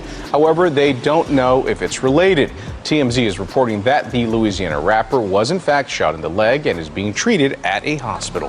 Boosie was among the hundreds of family and friends who attended last night's candlelight vigil for Dallas rapper Mo 3. Boosie would later open up about surviving the shooting in a Vlad TV interview, and he'd later be seen recovering with his mother. But once the dust had settled on Mo3's death and the violence that followed, the Dallas police would eventually make some progress on the case, with it being announced on the 10th of December 2020 that the first person had been charged in connection with Mo3's murder. Keywan Dontrell White, a 22-year-old aspiring rapper from Dallas who went by the nickname FGC Banzo Bling, with court documents suggesting that the cops had received a tip regarding White's involvement in the killing and undisclosed evidence likely to be cell phone data that cops had used to place White at the scene of the murder when it happened. And following his arrest, incriminating images from his own Instagram would circulate. Like this one, apparently posted only 2 days before Mo3's murder, with the caption, "He put a bag on him, now I'm up," with White holding an enormous pile of cash and a rifle suspiciously similar to the one used in the murder. As well as 2 weeks after the murder, he was seen spending a large amount of cash at a jewelry store. And another image circulated, seemingly showing the car used in the crime parked outside wherever he was when this picture was taken on the surveillance video. And even after his arrest,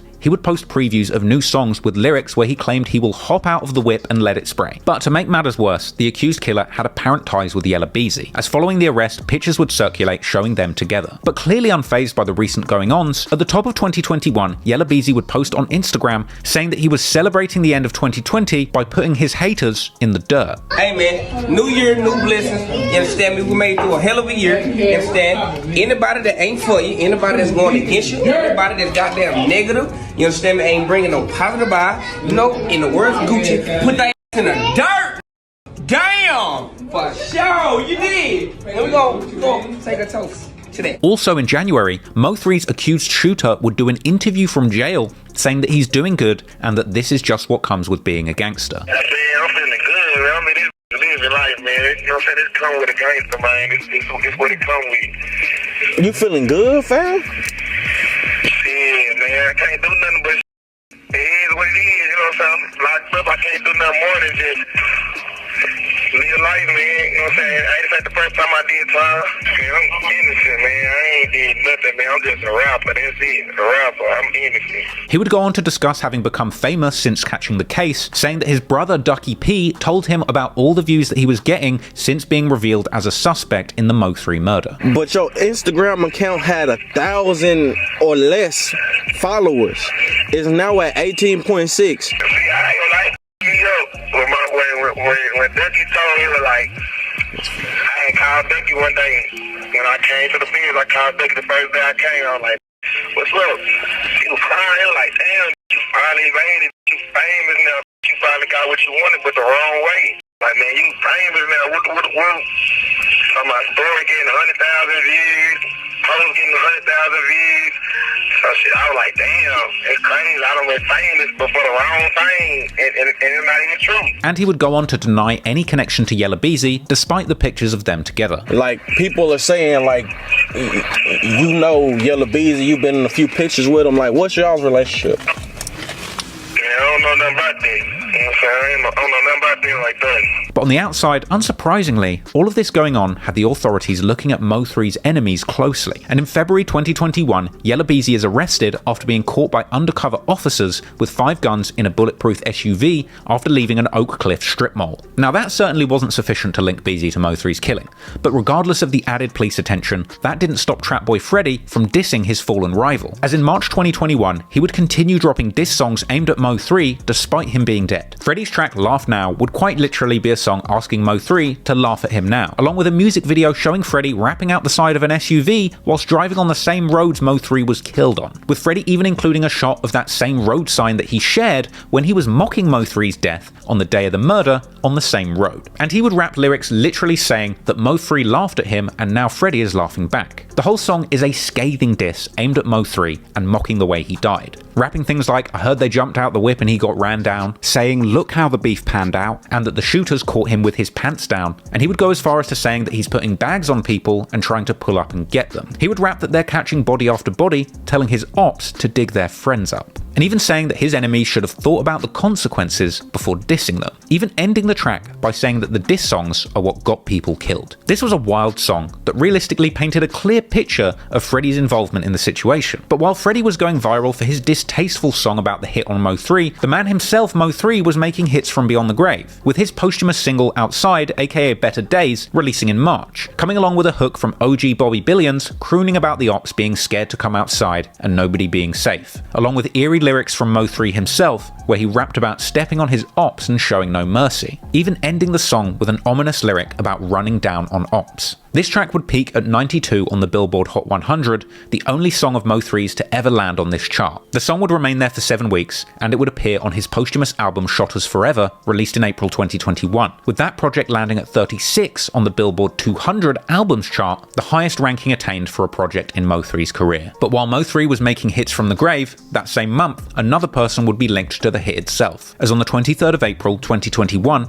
a second suspect, Devin Maurice Brown, would be charged in the connection to the killing of Mo3, with it being reported that Brown was the one upset that Mo3 was with a certain woman, with it being suggested that Brown had contacted another witness multiple times on the day of Mo3's death, asking if he was at a specific location, with apparent cell phone records connecting both alleged killers Brown and White, with them apparently speaking on the phone numerous times on the day before and the day of the murder, with cell data even indicating that the first suspect, White, had been close to Mo3's location the night before the killing. When the cops swooped in on Brown, they found a stolen AK-47 in his closet, as well as $3,200 in various illegal substances. So, with the two main suspects in custody, despite no plea or trial taking place for the murder as of this recording, it would seem for the time being that the facts around Mo3's death had been explained. But even with those two shooters in custody, all eyes in the Dallas rap scene were still on Mo3's biggest rivals in music, who for some reason would continue to court attention off the back of this tragic feud, ultimately bringing them a whole lot of unwanted attention from both the fans and the authorities.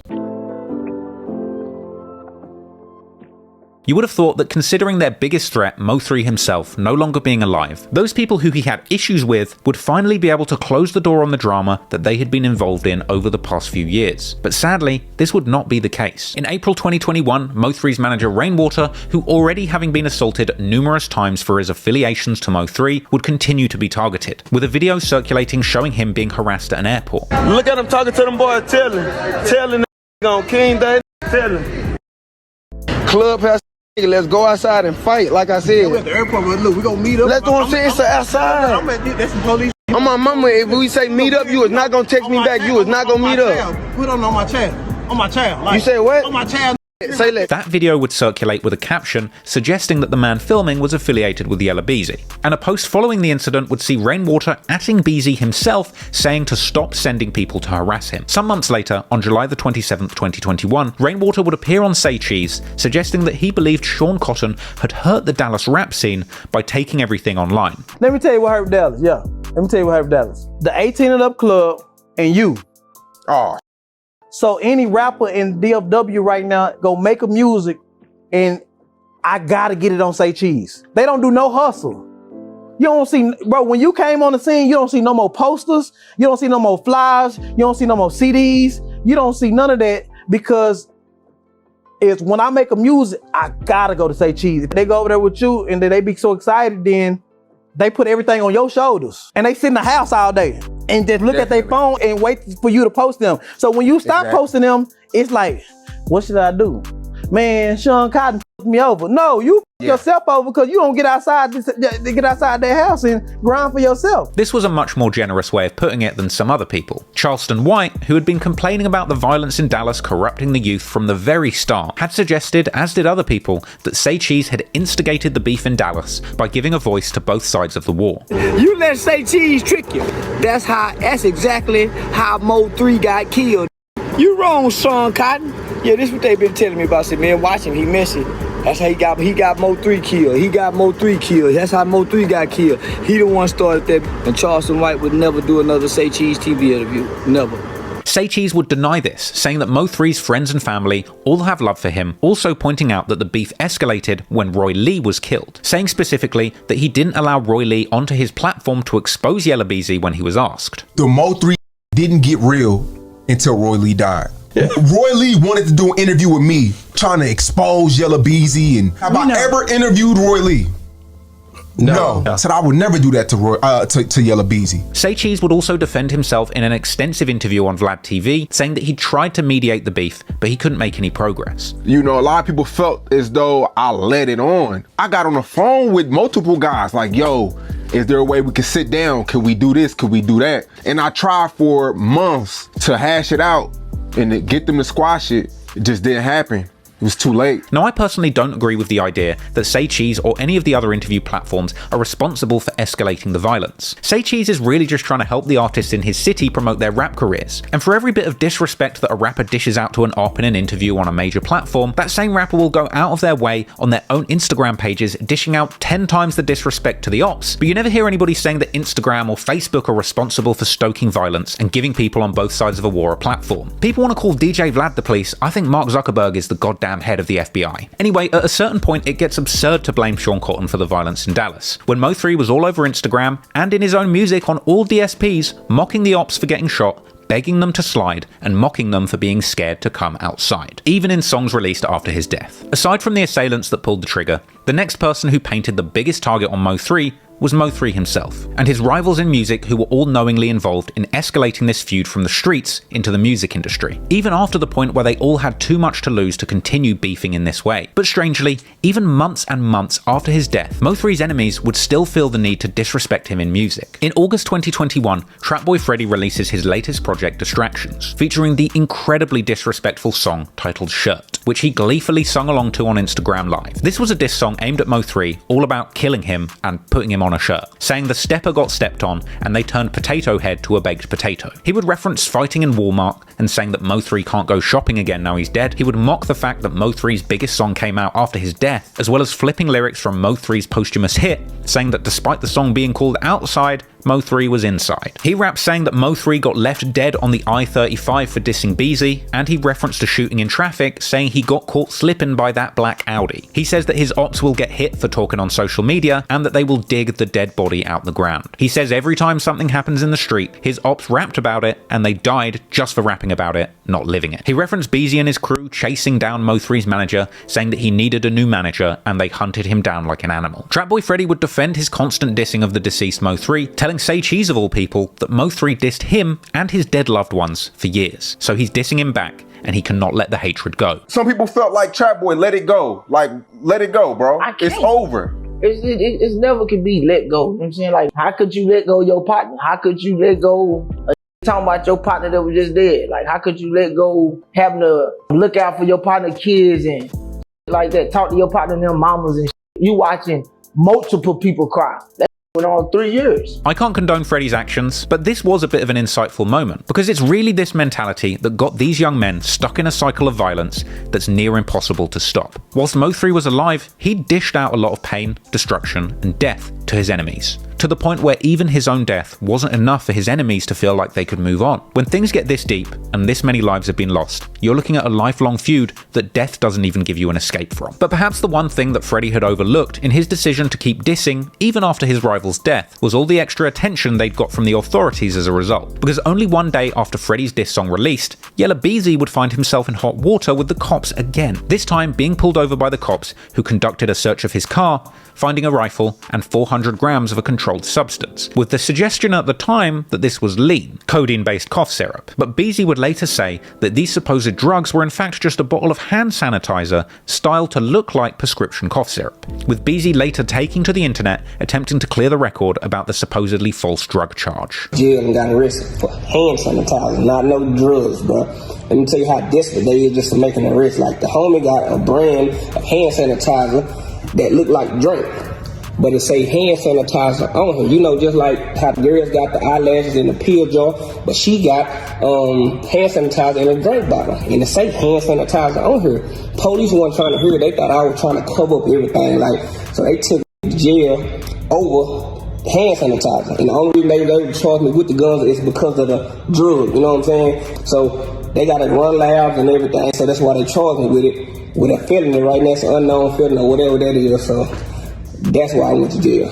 I'm the first rapper that went to jail over hand sanitizer. Perhaps you could say that it's really just asking for trouble, riding around with legal goods made intentionally to look like illegal drugs. But on the other hand, considering the recent going-ons in the city, no doubt the cops of Dallas were watching the moves of Yella Beezy, Trapboy Freddy, and everyone in their circle closely, and for good reason. Because it would seem that the gangsters affiliated with Mo3 were still out looking for vengeance. And the month after the hand sanitizer debacle, yet another life would be claimed in this war. This time, the apparent brother of the accused shooter of Mo3, Keywan White, who rapped under the name Ducky P, real name Nyrion Beasley. He would be found dead in a car outside a residence in Lancaster, Texas on September 1st, 2021, with this killing later being confirmed on social media, and subsequent posts from Keywan White confirming that his brother had lost his life. And apparently, the connection between Ducky P and Mo3 ran deeper than the connection with his shooter, as Ducky P had released a track called Rumors the month after Mo3's death, interestingly uploaded to Go Yayo's YouTube channel. And in the track, Ducky P seemed to diss Mo3, saying the last person who dissed me ended up on TV, along with lyrics about killing people in public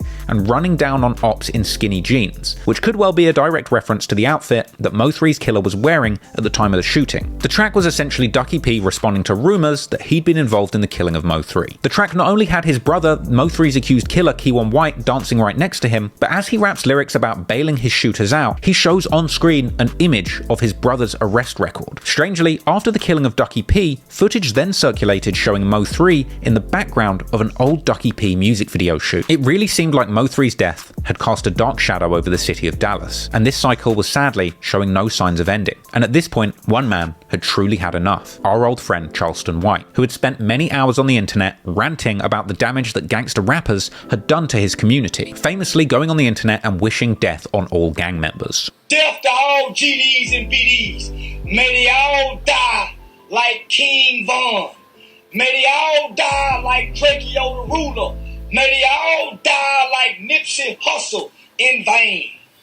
Eventually, Charleston White would turn his attention squarely towards the gang-affiliated rappers in Dallas. In August 2020, going live and telling the world that he was a Mo3 fan and he was picking sides against Trapboy Freddy and Yella Beezy. What Trapboy Freddy do to you? Nothing. I'm just a Mo3 fan, and I'm friends with Rainwater.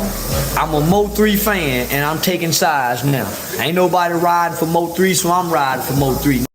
And I'm saying Trapboy Freddy and Yella Beezy in the name of Mo3. Them got Mo.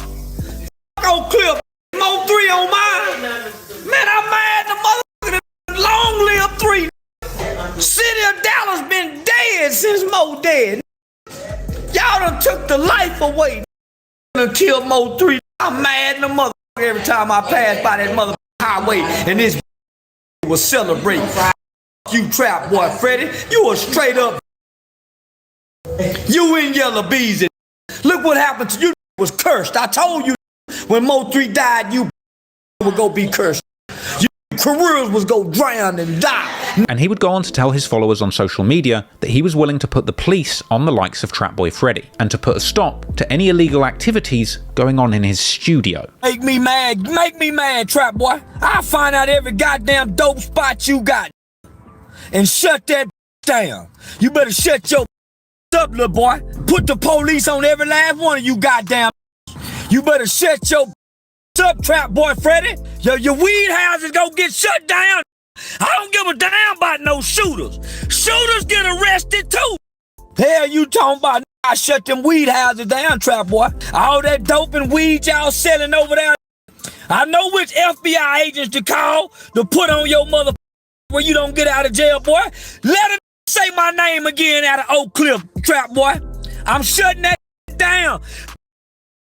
All that dope y'all selling out that studio, I'm gonna make one phone call. You too, Yella. Better sit y'all little young down somewhere. I'm cleaning this up around here. Now, seemingly Charleston White was not just joking in this video, because within a couple of weeks of that video being posted, on September the 9th, 2022, the DEA and Dallas police would conduct a raid on the KFI recording studio, which Yella Beezy and Trapboy Freddy were apparently known to frequent.